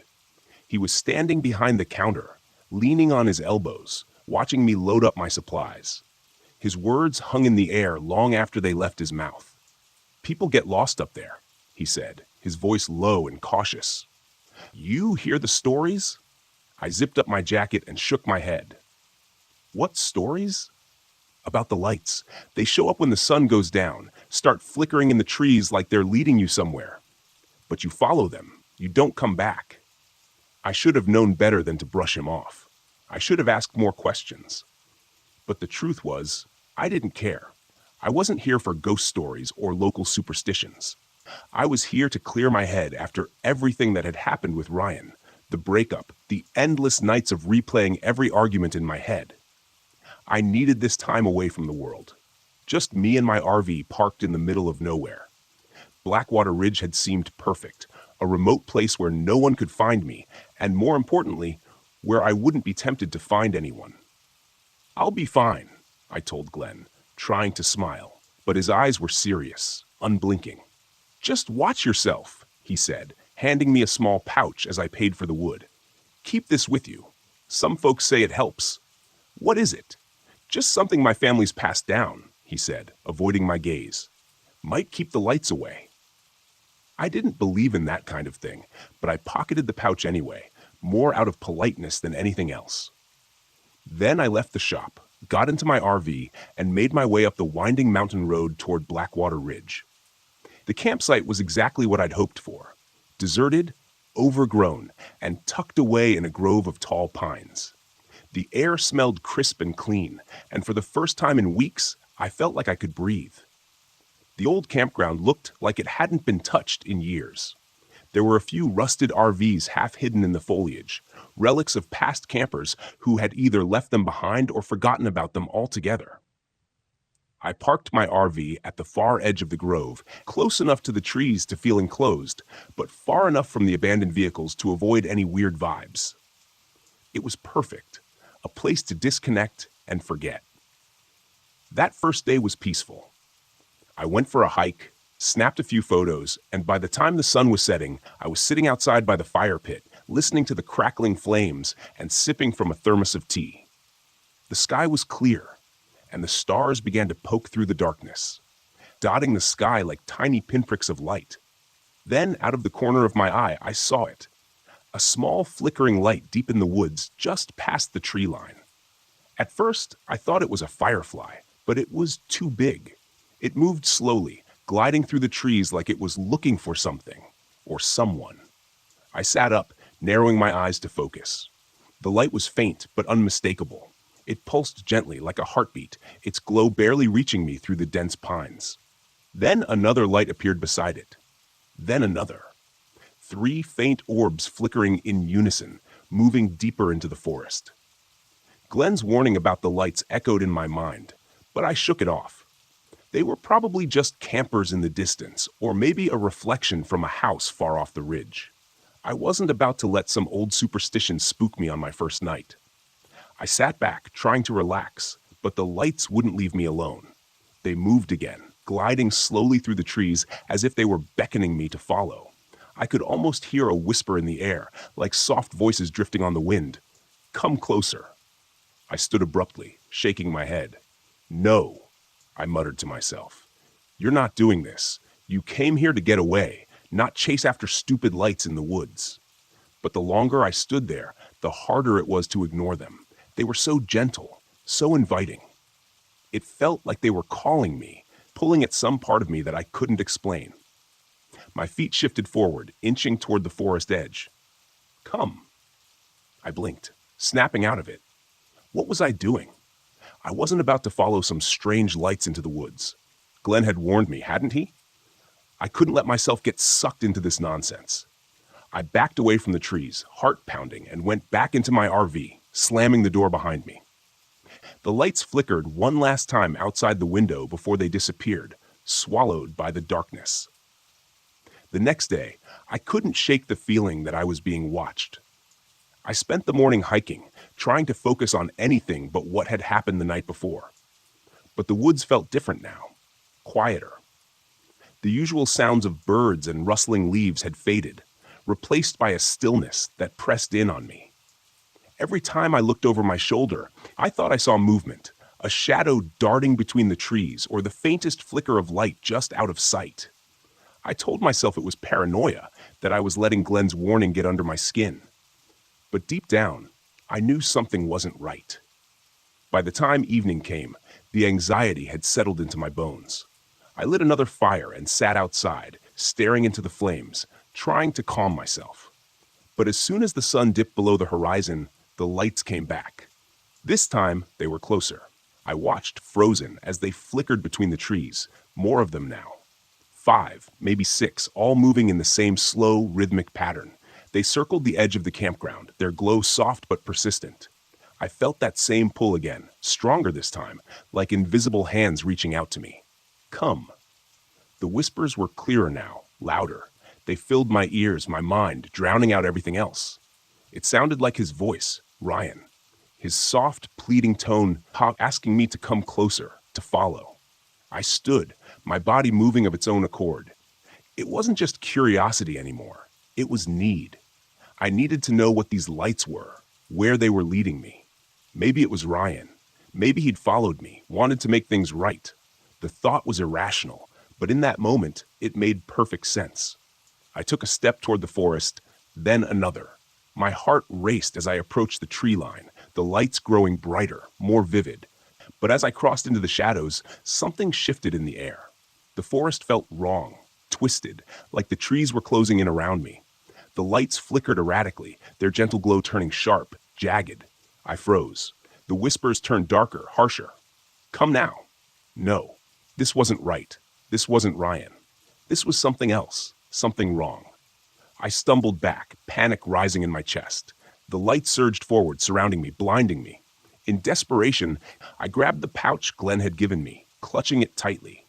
The lights flickered wildly, then dimmed. I backed away as the whispers receded and the lights finally disappeared, leaving me alone in the dark woods, shaking.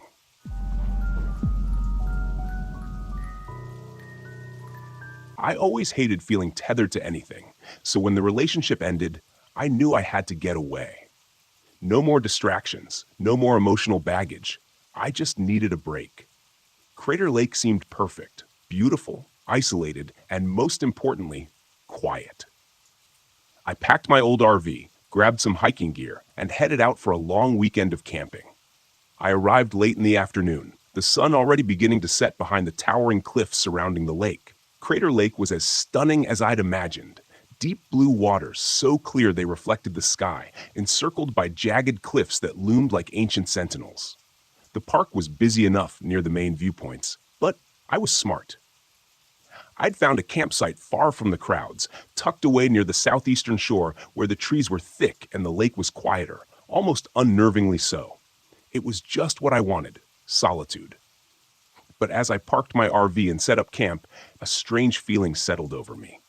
The wind was too still, and even though the lake was calm, there was a low hum in the air, like the whisper of something just out of earshot. I shook it off. Just nerves, I told myself. Nothing to worry about. After all, I hadn't done a solo trip like this since before I met Sarah. The memories tugged at me, but I pushed them away. I spent the first evening by the fire, watching the stars come out as the lake turned to ink. Crater Lake was famous for its clarity, its mirror-like surface reflecting everything above it perfectly. But tonight, the water looked different, darker, maybe even opaque. I stared out across the lake, trying to ignore the strange tightness in my chest when I heard it. A faint sound carried on the wind, laughter, childlike, distant, but unmistakable. I sat up, listening harder. The night was still, but there it was again, faint but clear. I scanned the shoreline, looking for anyone else camping nearby. Nothing but fog creeping over the water and the flickering shadows of my fire. Probably kids playing somewhere across the lake, I muttered to myself, though I didn't believe it. I was too far out. The ranger had said as much when I checked in. This spot was about as secluded as you could get. Besides, the laughter didn't sound right. It was high-pitched, but it echoed strangely, like it was bouncing off the cliffs and the water at the same time. Shaking my head, I stood and stoked the fire, trying to lose myself in the warmth. The sound died away after a few minutes, and eventually I convinced myself it was nothing. Just the wind, or maybe my tired mind playing tricks on me. It had been a long drive, after all. I crawled into the RV that night, settling in for what I hoped would be a peaceful sleep. But the unease stayed with me, clinging to my mind like the fog that now blanketed the campsite. I dreamt of the lake, shapes moving beneath the surface, dark and indistinct, like hands reaching up from the depths. The next day was better. I hiked along the rim of the lake, took in the views, and even managed to shake off some of the weird vibes from the night before. The sunlight was bright and reassuring, cutting through the mist, and the water looked clearer now, less murky. I convinced myself I'd just been tired. That's all it had been. By afternoon, I decided to take the kayak out. The water was calm, almost unnaturally so. The kayak sliced through the surface effortlessly, and for a while, I let myself enjoy it. The silence of the lake was peaceful, broken only by the soft splash of my paddle. Then the ripples started. At first, they were small, nothing more than the gentle rocking of water disturbed by a fish, maybe. But as I moved farther out, the ripples became more pronounced. They seemed to come from nowhere, disturbing the otherwise glassy surface of the lake. I stopped paddling, staring at the water, trying to figure out where they were coming from. There was nothing. No fish, no breeze, no sign of anything that could cause the water to move like that. But the ripples were there, spreading out from somewhere beneath the kayak. That's when I saw it. A dark shape, maybe 15 feet below, moving slowly. It was too large to be a fish and too humanoid to be anything I could easily explain. It floated there for a moment before drifting deeper, vanishing into the darkness. I blinked, gripping my paddle tighter. My heart raced, but I forced myself to breathe. Maybe it was a log, I reasoned, or some weird optical illusion. I was looking through layers of water, after all, and who knew how light refracted down there? But deep down, I didn't believe it. I paddled back to shore faster than I cared to admit, my eyes glued to the water the whole time, watching for any more signs of movement. By the time I made it back to my campsite, the sun was starting to dip, and the fog was rolling in again, thicker this time. The wind picked up just enough to rustle the trees, and with it came that faint sound again. Laughter. This time, I couldn't ignore it. I stood at the edge of the lake, staring out into the mist, trying to pinpoint where the sound was coming from.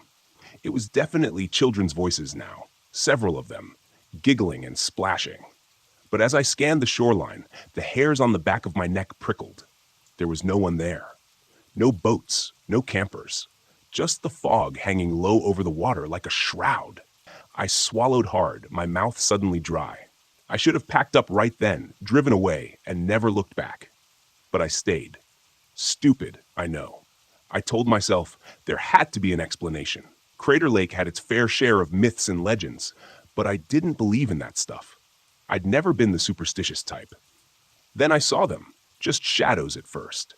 Small figures standing at the water's edge, half obscured by the fog. They didn't move, just stood there, watching. They were small, like children, but their outlines were blurred, indistinct. I blinked, trying to focus, and in that split second, they were gone. I stepped back from the shore, my heart hammering in my chest. I wasn't seeing things. They were there. I'd seen them. A cold chill washed over me as the wind died, leaving the air deathly still. The whispers started again, faint and melodic, drifting across the water. But this time, they were louder, closer.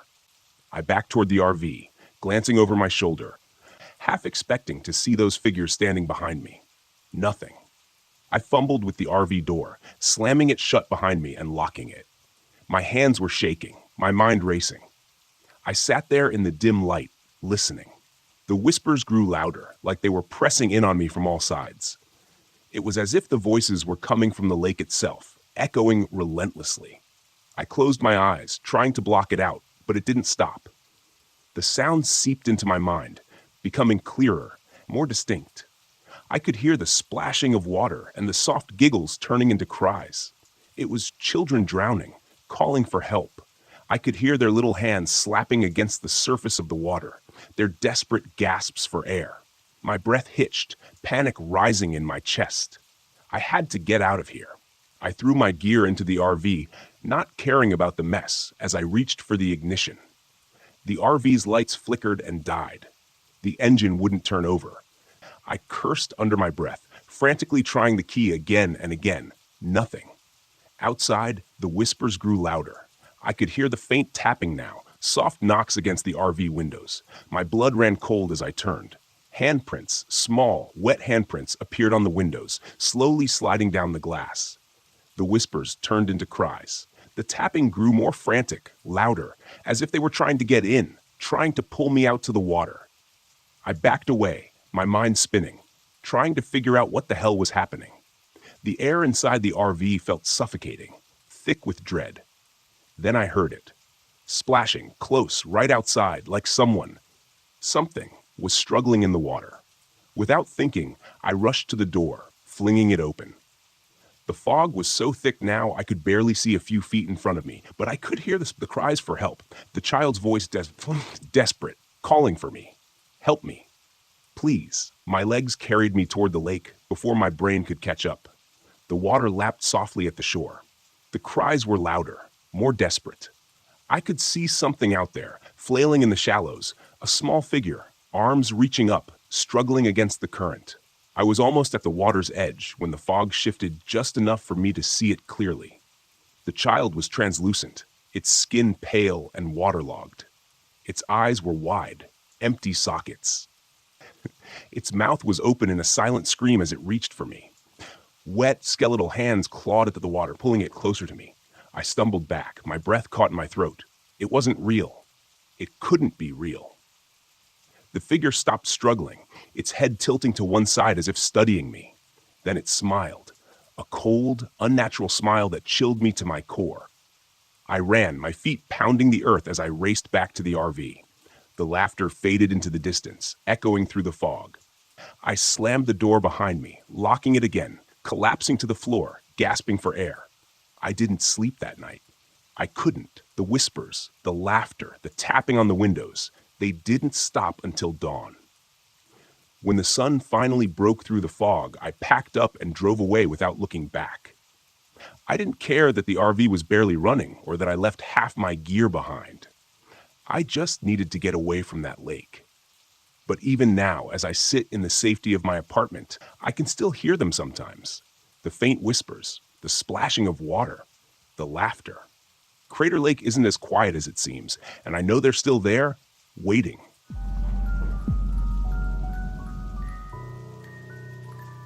I had been staring at the sinkhole for hours. The edges of the earth had crumbled away into a perfect jagged circle, leaving nothing but a gaping void beneath me. It was unnervingly symmetrical, as though the ground hadn't collapsed on its own, but had been carved out by something or someone. I crouched at the edge, carefully adjusting my geological scanner, but the equipment was giving me nothing but static. The readings were all over the place.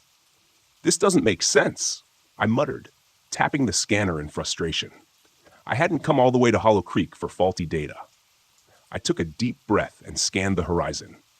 The thick pines loomed like sentinels around the campground, their pale light of late afternoon casting long shadows across the landscape. My RV sat parked a short distance away, looking small and vulnerable against the vast wilderness of Chugach National Forest. It was a beautiful place, no doubt. Quiet, remote, exactly what I needed to clear my head. But the silence had a weight to it, an unnatural stillness that gnawed at the edges of my mind. I was here on a solo trip, tasked with investigating the sudden appearance of several sinkholes that had been forming in the area.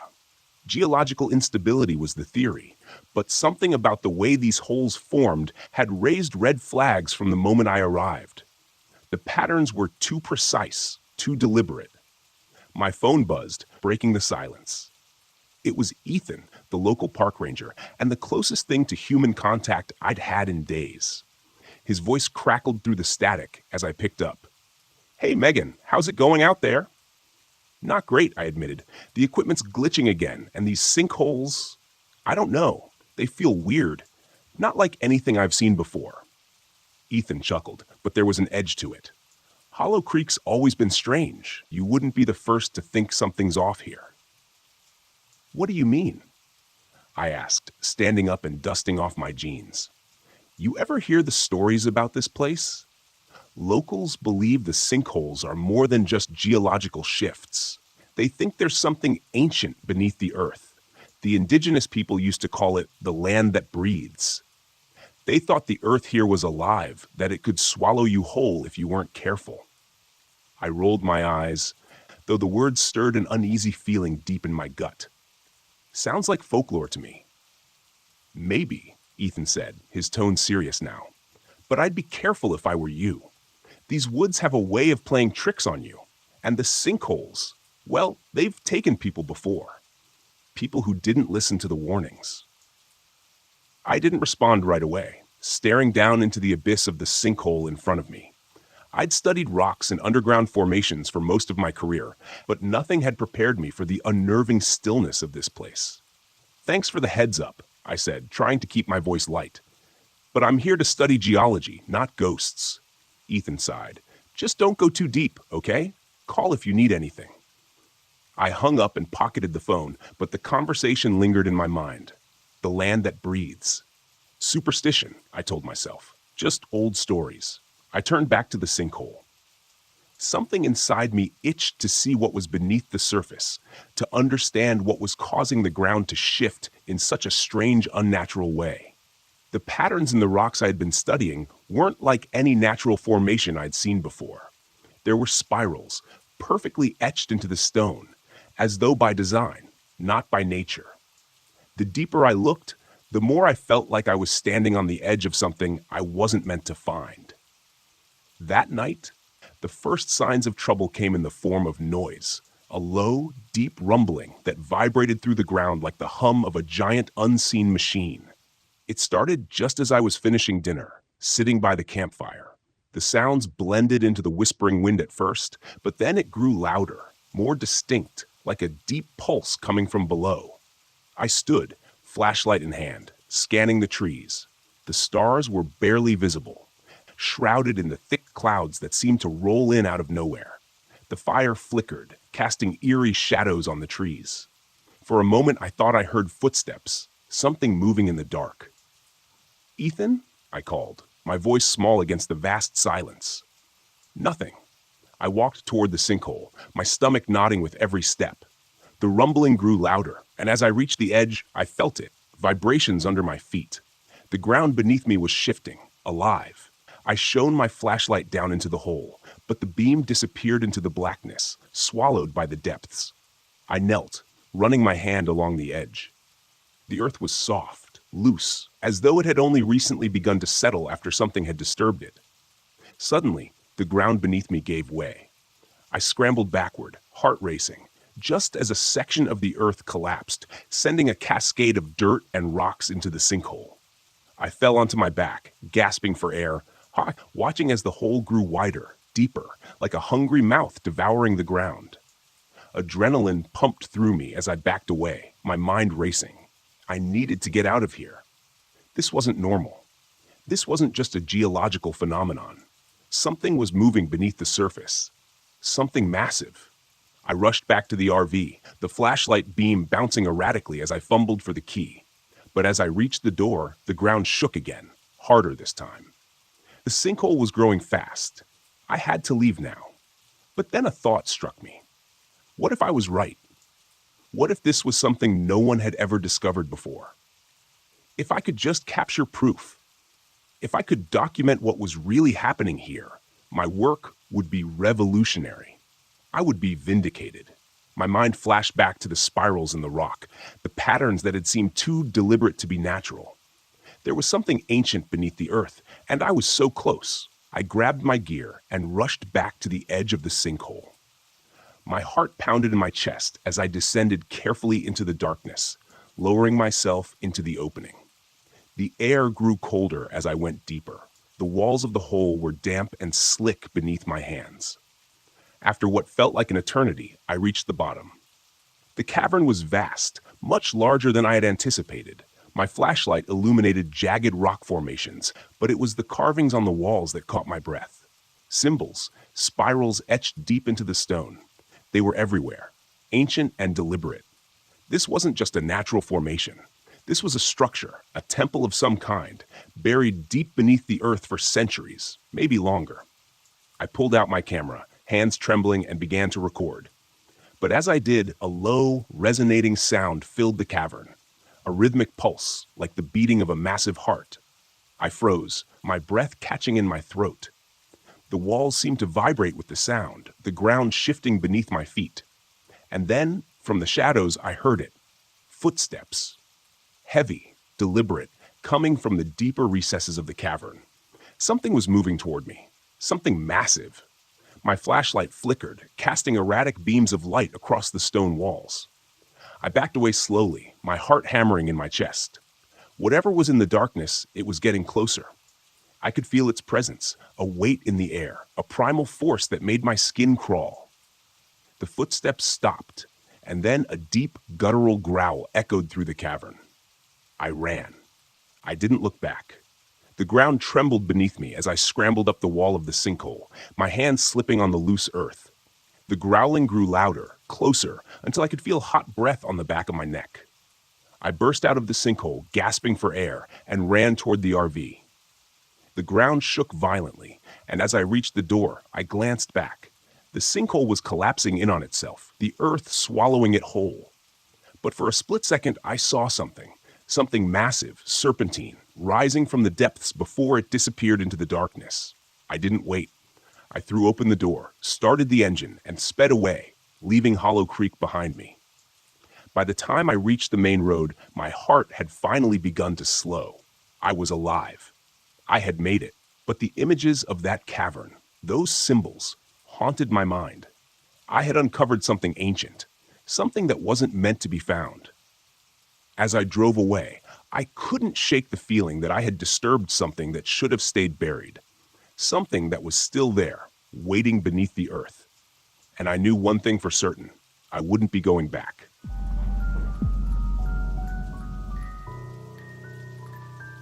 I hadn't planned on staying at Stillwater Grove. The campground wasn't even marked on my map, just a small patch of green near the edge of Shawnee National Forest. But as I drove down the empty forest road, I saw the sign, old, weathered wood with the words Stillwater Grove Campground carved into it. It felt like an invitation, one I couldn't resist. I'd been on the road for weeks, photographing wildlife for a personal project I'd picked up after quitting my job. The last few months had been a blur of long drives, lonely campsites, and an overwhelming need to be anywhere but back in the city. I didn't miss my corporate job or my ex. What I did miss was the feeling that I knew what the hell I was doing with my life. Stillwater Grove seemed perfect, quiet, isolated, and right by the lake. It would give me the break I needed, some peace before heading back into the real world. When I pulled into the campsite, the late afternoon sun cast long shadows across the grove. The air was still, the only sound being the gentle lapping of water against the shore. A single RV sat on the far side of the campground, a distant figure moving near it. Otherwise, it was just me. I parked my RV near the edge of the lake, the water glistening under the fading light. After setting up camp, I grabbed my camera and headed toward the shore, hoping to catch the sunset. As I stood there, framing the perfect shot, a voice startled me. "Beautiful, isn't it?" I turned to see a woman standing a few feet away, her face half in shadow. She had an otherworldly kind of beauty, pale skin, long dark hair, and eyes that seemed to take in everything. "Yeah," I replied, lowering my camera. "It's peaceful." She smiled. "It always is here." "I'm Ellie, by the way." "Nick," I said, shaking her outstretched hand. Her skin was cold, like she'd been standing in the shade for too long. "You camping here too?"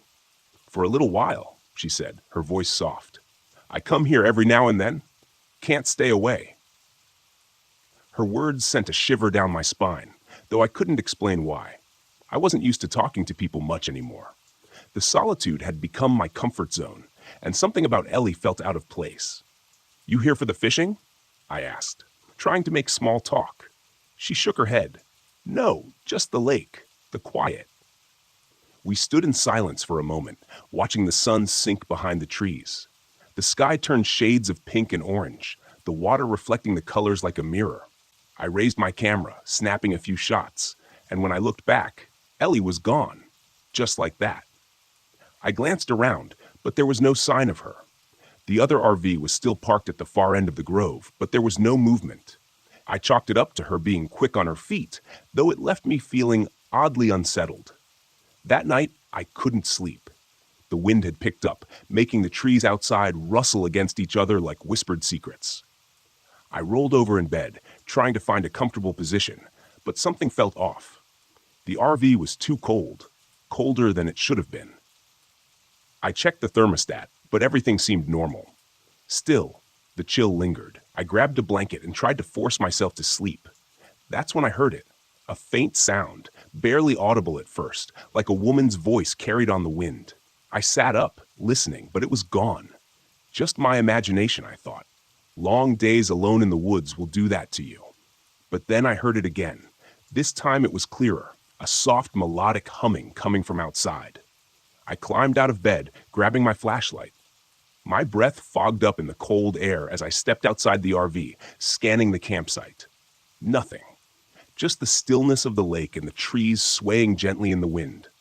But the humming persisted, coming from near the water's edge. I walked toward the shore, the beam of my flashlight dancing over the ground. And that's when I saw her. A woman in white, standing at the edge of the lake, her back to me. Her long, dark hair hung loose down her back, swaying slightly as she hummed that haunting tune. "Ellie?" I called out, my voice shaking. She didn't turn. She just stood there, motionless, her gaze fixed on the water. Something about the way she stood, so still, so rigid, set my nerves on edge. I took a step closer, the flashlight illuminating her pale figure. But as soon as the light touched her, she vanished. I blinked, stunned. 1 second, she'd been there, and the next, she was gone. The water rippled where she had been standing, but otherwise, the lake was empty. I backed away, my heart pounding in my chest. What the hell was that? I hurried back to the RV, locking the door behind me. My breath came in quick, shallow gasps. My hands were shaking. I didn't believe in ghosts or supernatural nonsense, but what I'd seen, it wasn't right. I had seen her. I knew I had. I spent the rest of the night wide awake, staring at the ceiling and trying to rationalize what had happened. But no matter how hard I tried, I couldn't shake the image of that woman standing by the lake. The next morning, I found Ellie near the grove, sitting by a small campfire. She smiled when she saw me, though her smile didn't quite reach her eyes. "Rough night?" she asked, as if she already knew. "Yeah," I said, sitting down across from her. "I saw something last night, a woman by the lake. I thought it was you, but she wasn't there when you got close." Ellie finished, her voice calm, too calm. "The Lady of Stillwater." "The what?" I asked, feeling a chill run through me. Ellie looked at me, her eyes dark and hollow. "She's been here for a long time, longer than the campground, longer than the trees. She drowned in the lake, or so the story goes. Some say she was waiting for someone. Her lover, I think, but he never showed." I stared at her, my stomach twisting. "You're telling me she's a ghost?" Ellie shrugged. "Call it what you want, but she's real. And now that you've seen her, she won't let you go." I laughed, though it came out shaky. "That's insane." "Is it?" Ellie asked, her gaze locking onto mine. "You saw her. You know she's real." I opened my mouth to argue, but the words died in my throat. I had seen her, and it hadn't been a trick of the light or my imagination. Something had been there, something that shouldn't have been. "What does she want?" I asked quietly. Ellie's eyes flicked toward the lake. "She wants what she's always wanted, to take someone with her into the water." That night, the sound started again. At first, it was the soft humming drifting through the night air, then the splashing, gentle, rhythmic, like someone wading through the water.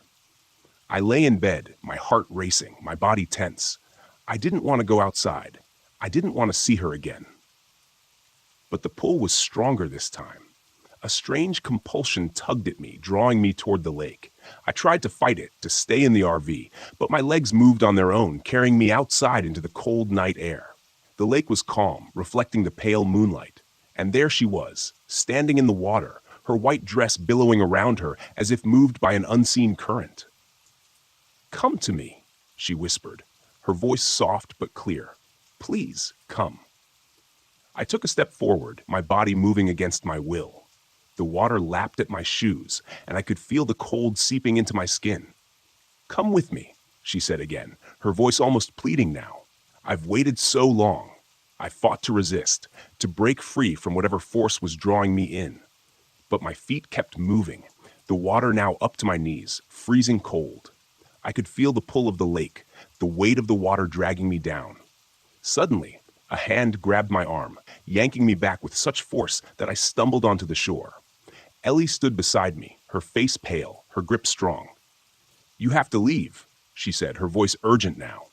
"Before it's too late." I looked back at the lake, but the woman was gone. The water was still, as if nothing had happened. "What the hell is happening?" I gasped, my breath coming in shallow bursts. Ellie's expression was grim. "She's marked you now. If you stay, she'll take you. You have to go." I didn't argue. I packed up my things, my hands shaking, adrenaline coursing through my veins. Within minutes, I was back in the RV, starting the engine and pulling out of the campsite as fast as I could. As I drove away, I glanced in the rearview mirror. Ellie stood at the edge of the grove, watching me go, her face unreadable, and behind her, just barely visible in the mist, was the Lady of Stillwater, her pale eyes following me, waiting for me to return. I didn't look back again.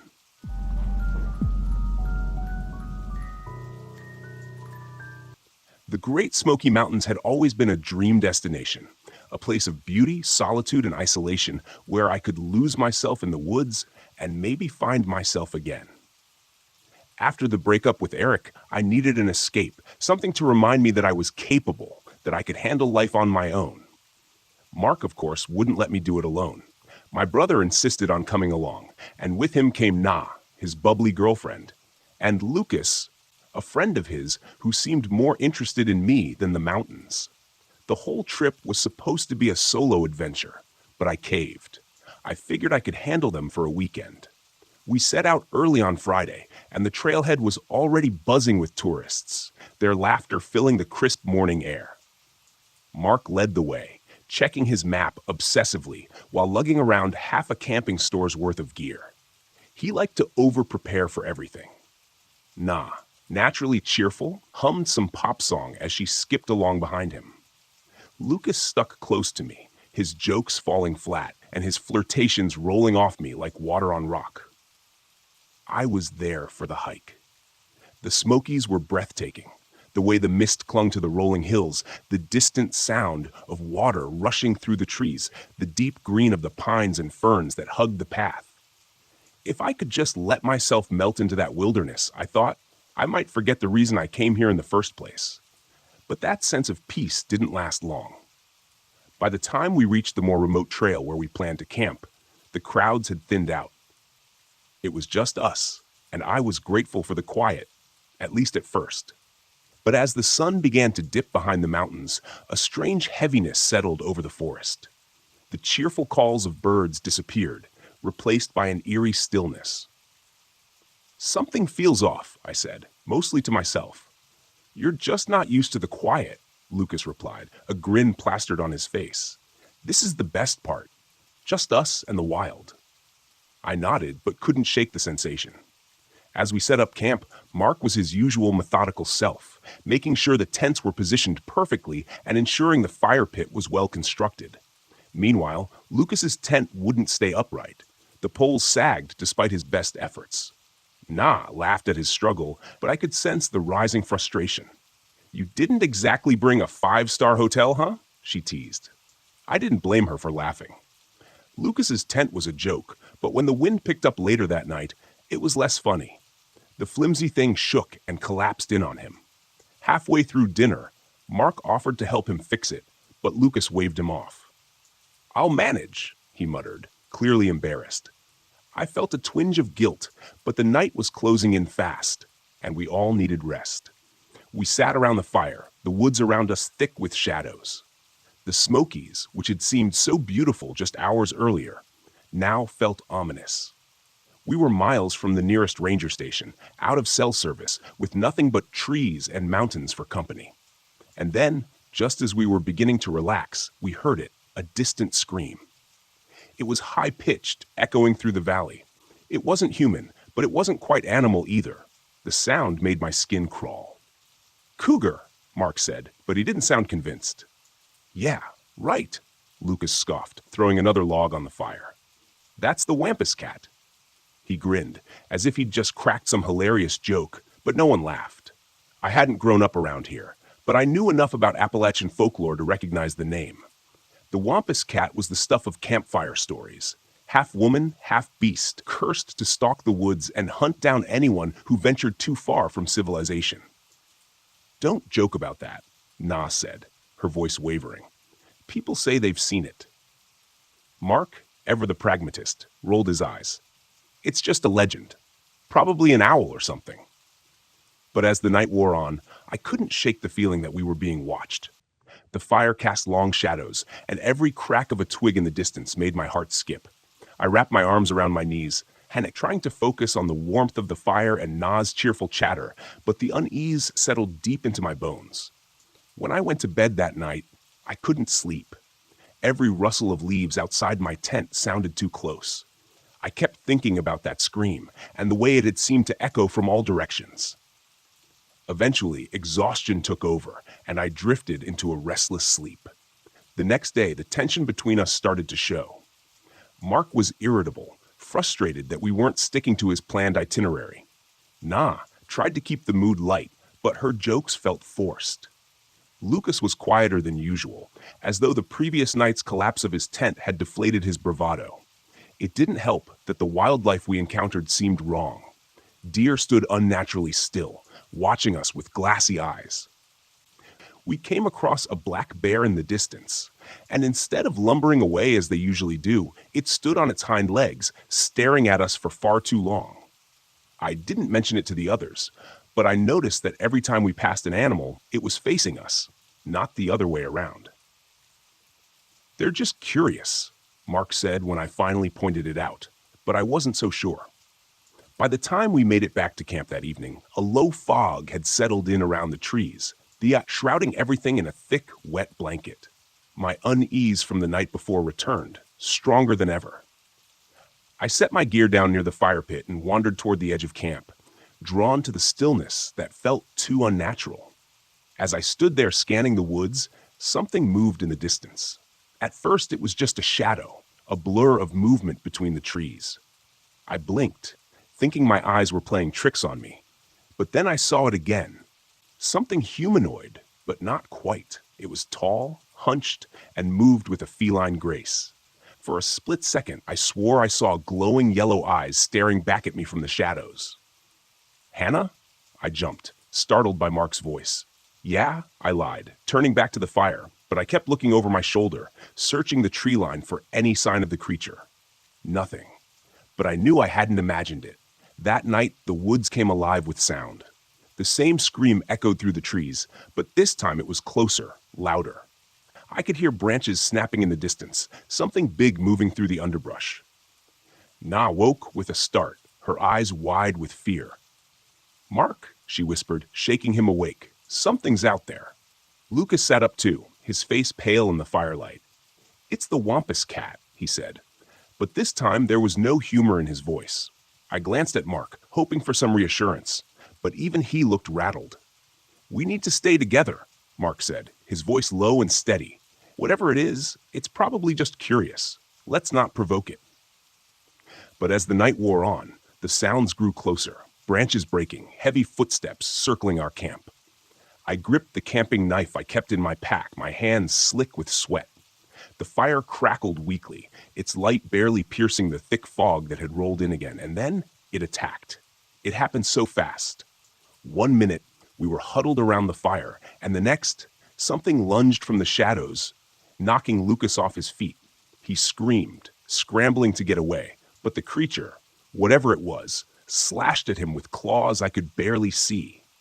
Blood sprayed across the campsite, dark and viscous in the firelight. Run, Mark shouted, grabbing Na and pulling her toward the trail, but I couldn't move. I was frozen, staring at the thing that had attacked Lucas. It was like nothing I'd ever seen, half human, half mountain lion, its eyes glowing yellow as it crouched over him, growling low in its throat. Hannah! Mark yelled again, and that snapped me out of it. I ran. The four of us tore through the woods, barely able to see the trail in the thick fog. I could hear Lucas behind us, his footsteps growing fainter, his breath ragged. The Wampus cat was toying with us, letting us run, letting us think we had a chance. It let out another ear-piercing scream, and I knew it was coming for us. We need to stop it, I gasped, my lungs burning as I struggled to keep up with Mark and Na. Fire! Mark glanced back at me, his face pale with fear. It's scared of fire. We can't stop now, I said, but we didn't have a choice. The Wampus cat was right behind us, its footsteps growing louder, closer. I could see the glow of its eyes through the trees, the way it moved, darting between the shadows. We reached the edge of a clearing, and Mark stopped dead in his tracks. Hannah, light it! Light everything! I fumbled with the matches in my pack, my hands shaking. We piled everything we had, gear, clothes, food, into a makeshift bonfire and lit it. The flames roared to life, casting long shadows across the clearing. For a moment, the Wampus cat hesitated, its eyes reflecting the firelight. It circled the edge of the clearing, growling low in its throat, but it didn't come closer. We stood there, panting, watching as the creature melted back into the shadows, its eyes the last thing to disappear. We stayed there until dawn, huddled around the fire, too scared to move. Lucas never caught up. By morning, we were exhausted, bloodied, and broken, but we were alive. We never found Lucas's body. Mark didn't talk about what happened, and Na didn't speak much either. We made it back to the ranger station, where they told us we'd probably been attacked by a bear, but I knew better. The Wampus cat was real, and it was still out there, waiting for its next victim.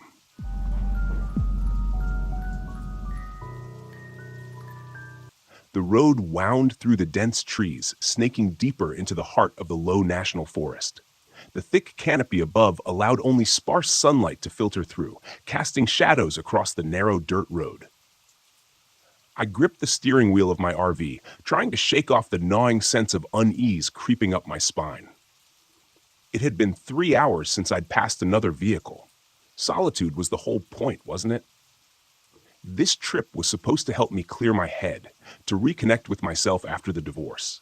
I had spent the last few months in a fog, and this trip to Deadwood Creek was meant to be my escape.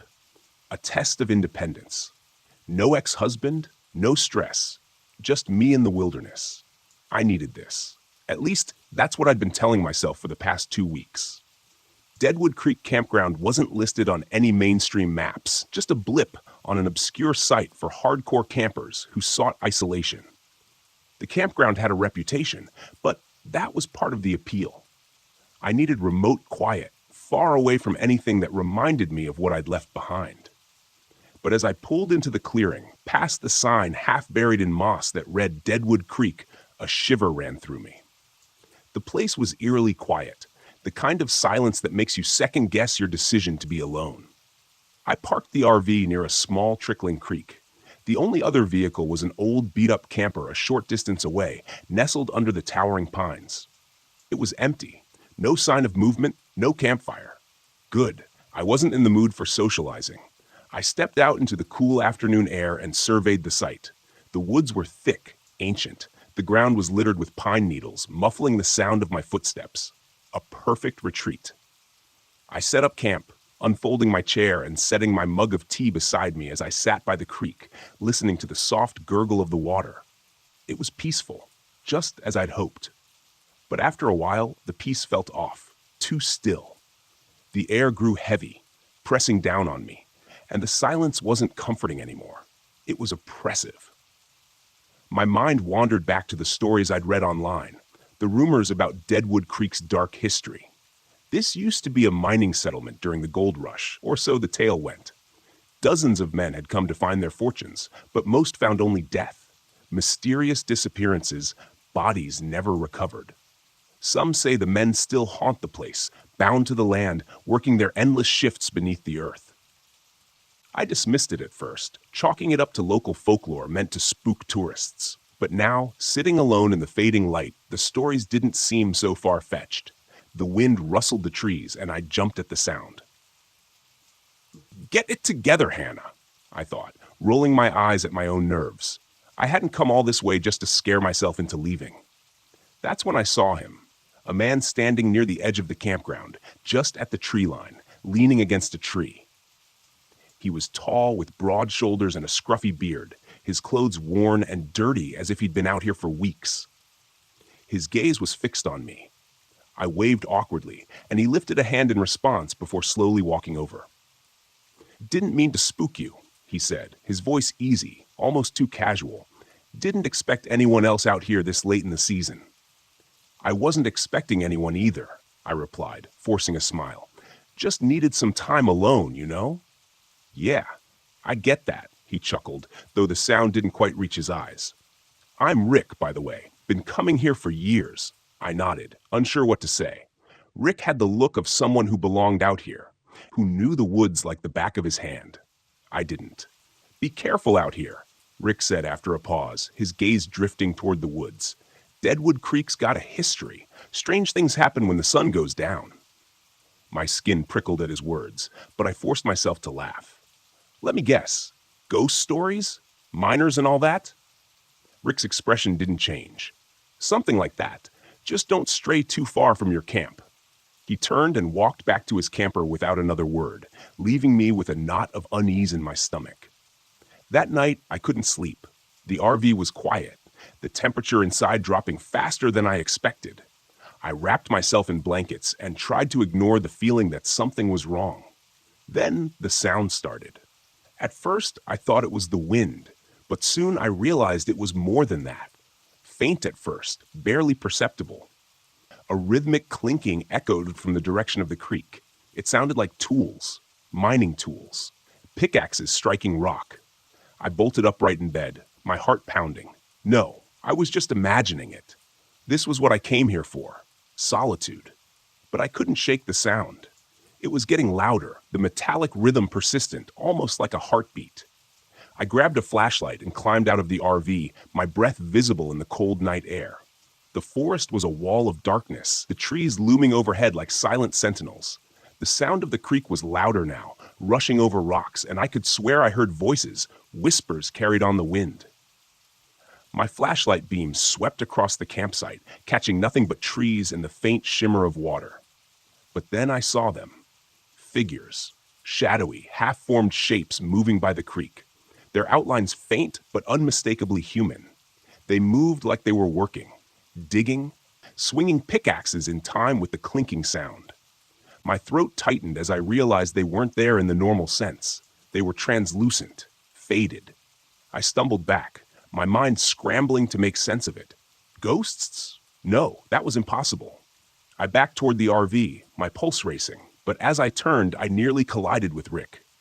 "Easy," he said, raising his hands. "I saw your light, thought I'd come check on you." I couldn't find the words to explain what I'd just seen. But Rick didn't need me to. He just looked over at the creek and nodded, his face unreadable. "They come out at night, the miners. Been here for over a century, trapped in their own hell." I swallowed hard, trying to suppress the rising panic. "You mean you know about this? What is this place?" Rick gave a half smile, though it was more sad than comforting. "Deadwood Creek. These men came here to find gold, but all they found was death. Now they're stuck here, working the land forever. Some nights, they're just echoes. Other nights..." He trailed off, but the implication was clear. On other nights, they weren't just echoes.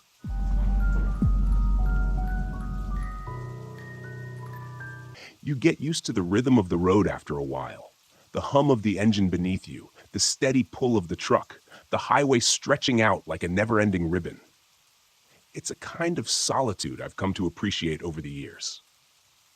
I'm Ben Grady, though most folks call me Bear on account of my size, and I've been behind the wheel for a long time. Trucking's simple. You pick up a load, drop it off, and keep moving. That's what I liked about it. But this job was different from the start.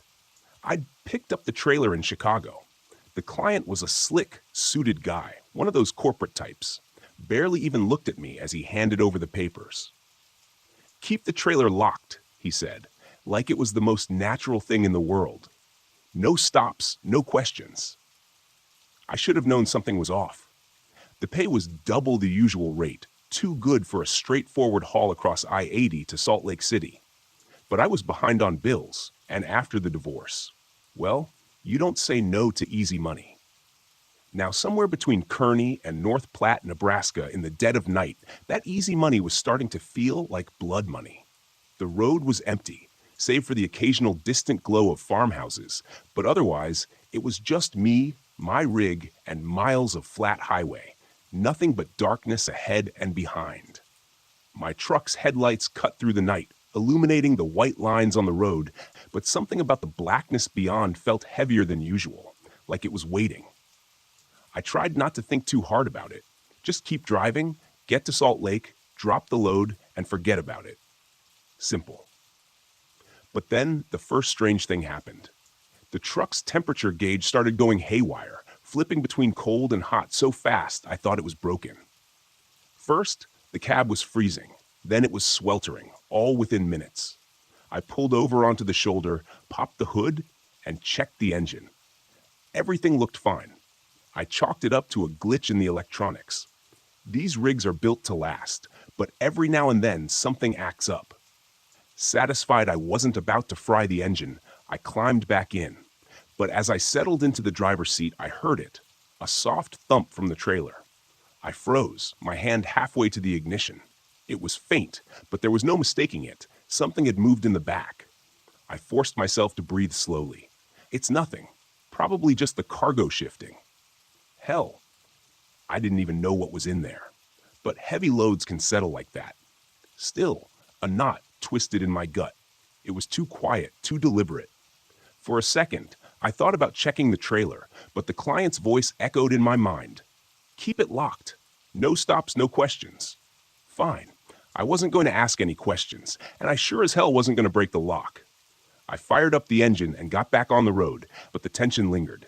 The temperature gauge flickered again. I adjusted the air vents, trying to ignore the unease creeping up my spine. A few miles down the highway, the radio crackled to life. I nearly jumped out of my seat. "Ben," a voice whispered through the static. I stared at the CB, my heart hammering in my chest. I hadn't heard another trucker's voice all night. The road was dead empty. The voice on the radio, though, it wasn't a trucker. It was my voice. I grabbed the mic, my knuckles white around it. "Who the hell is this?" The static fizzled, then came back stronger, hissing and popping in my ears. "Ben, You need to stop." I dropped the mic like it was burning my hand, cursing under my breath. It had to be a prank, someone screwing around on the frequency, maybe picking up my name from a previous broadcast. But that didn't make sense. The only chatter I'd had was hours ago, and I hadn't said much more than where I was heading. As I stared at the radio, a chill crawled over me. Then the trailer thumped again, louder this time. I jerked my eyes to the side mirror, half expecting to see something clawing its way out of the trailer. But all I saw was the dark outline of the rig behind me, its taillights glowing faintly in the blackness. Another thump, followed by a low scratching sound like nails on metal. That was it. I couldn't take it anymore. I was getting out and checking the damn thing. To hell with the lock. Maybe the cargo had shifted. Maybe there was an animal in there. I didn't care. I just needed to know. I pulled over again, this time in the middle of nowhere. The road was surrounded by nothing but fields and distant silos. I climbed out of the cab, the cold night air biting at my skin, and grabbed the key from my pocket. As I approached the back of the trailer, the scratching grew louder, more frantic. Whatever was in there, it was alive. I unlocked the heavy padlock, my heart pounding in my ears, and swung open the doors. The smell hit me first, not the musty smell of old cargo, but something far worse, a stench of decay, like something rotten in the dark. My stomach churned, but I lifted my flashlight and pointed it inside. For a moment, I thought the trailer was empty, but then I saw it. At the far end of the trailer, hunched in the shadows, was a figure. It was humanoid but twisted, like its body had been mangled and warped. Its limbs were too long, its skin pale and slick, almost translucent. The thing was huddled against the wall, its back to me, but I could hear it breathing, shallow and rapid. "What the hell?" I whispered, stepping back, the beam of my flashlight shaking. The thing turned its face. If you could call it that, it was a mess of raw red flesh, eyes sunken deep to its skull, staring at me with a mix of hunger and desperation. Its mouth opened in a wet, gaping maw, and I heard a low, guttural hiss escape its throat. I stumbled backward, nearly dropping the flashlight. My body screamed at me to run, to get the hell out of there, but my feet were frozen to the spot. The creature moved, its elongated limbs unfolding as it dragged itself toward me. Each step was punctuated by the sickening sound of its flesh scraping against the metal floor. I didn't think. I just slammed the trailer door shut and fumbled with the lock. My fingers trembled so hard I could barely get it secured.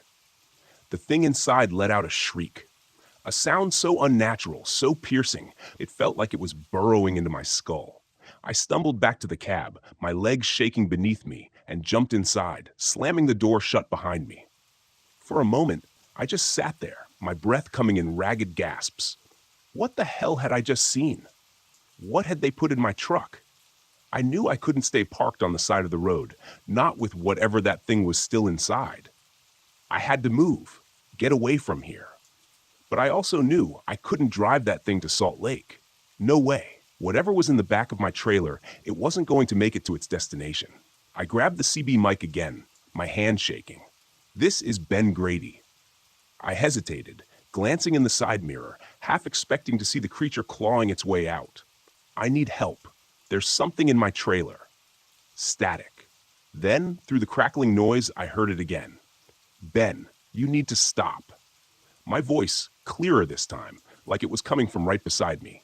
I slammed the mic down, shifting into gear and pulling back onto the road. I didn't know where I was going anymore. Just away. Away from that thing, away from whatever nightmare I'd gotten myself into. As I sped down the highway, the temperature gauge flickered again, this time dropping into the red. The cab grew colder. My breath was visible in the air, and I could hear the trailer groaning behind me. The thing inside was still moving, still scratching, trying to get out. The radio crackled one last time. "Ben, it's too late." I glanced at the dashboard. Every light was blinking. The engine sputtered as the temperature dropped even lower. I could feel the rig slowing, like the weight of the trailer was dragging it down, like whatever was inside was getting heavier by the second. And then the truck stopped dead in the middle of the highway. The engine cut out. The lights flickered before plunging me into complete darkness. I didn't move. I didn't breathe. The only sound was the soft, steady scratching from the trailer behind me. The door handle rattled. Something pressed against the cab from the outside, its weight heavy enough to rock the truck. I didn't turn. I didn't want to see what was trying to get in, but I knew it wouldn't be long before the door opened. That's the last I remember. When they found me the next morning, the rig was empty. No sign of the trailer. No sign of the cargo. Just me, sitting in the cab, frozen stiff, my breath still fogging in the cold morning air. I never asked what happened to the trailer. Some things are better left locked away.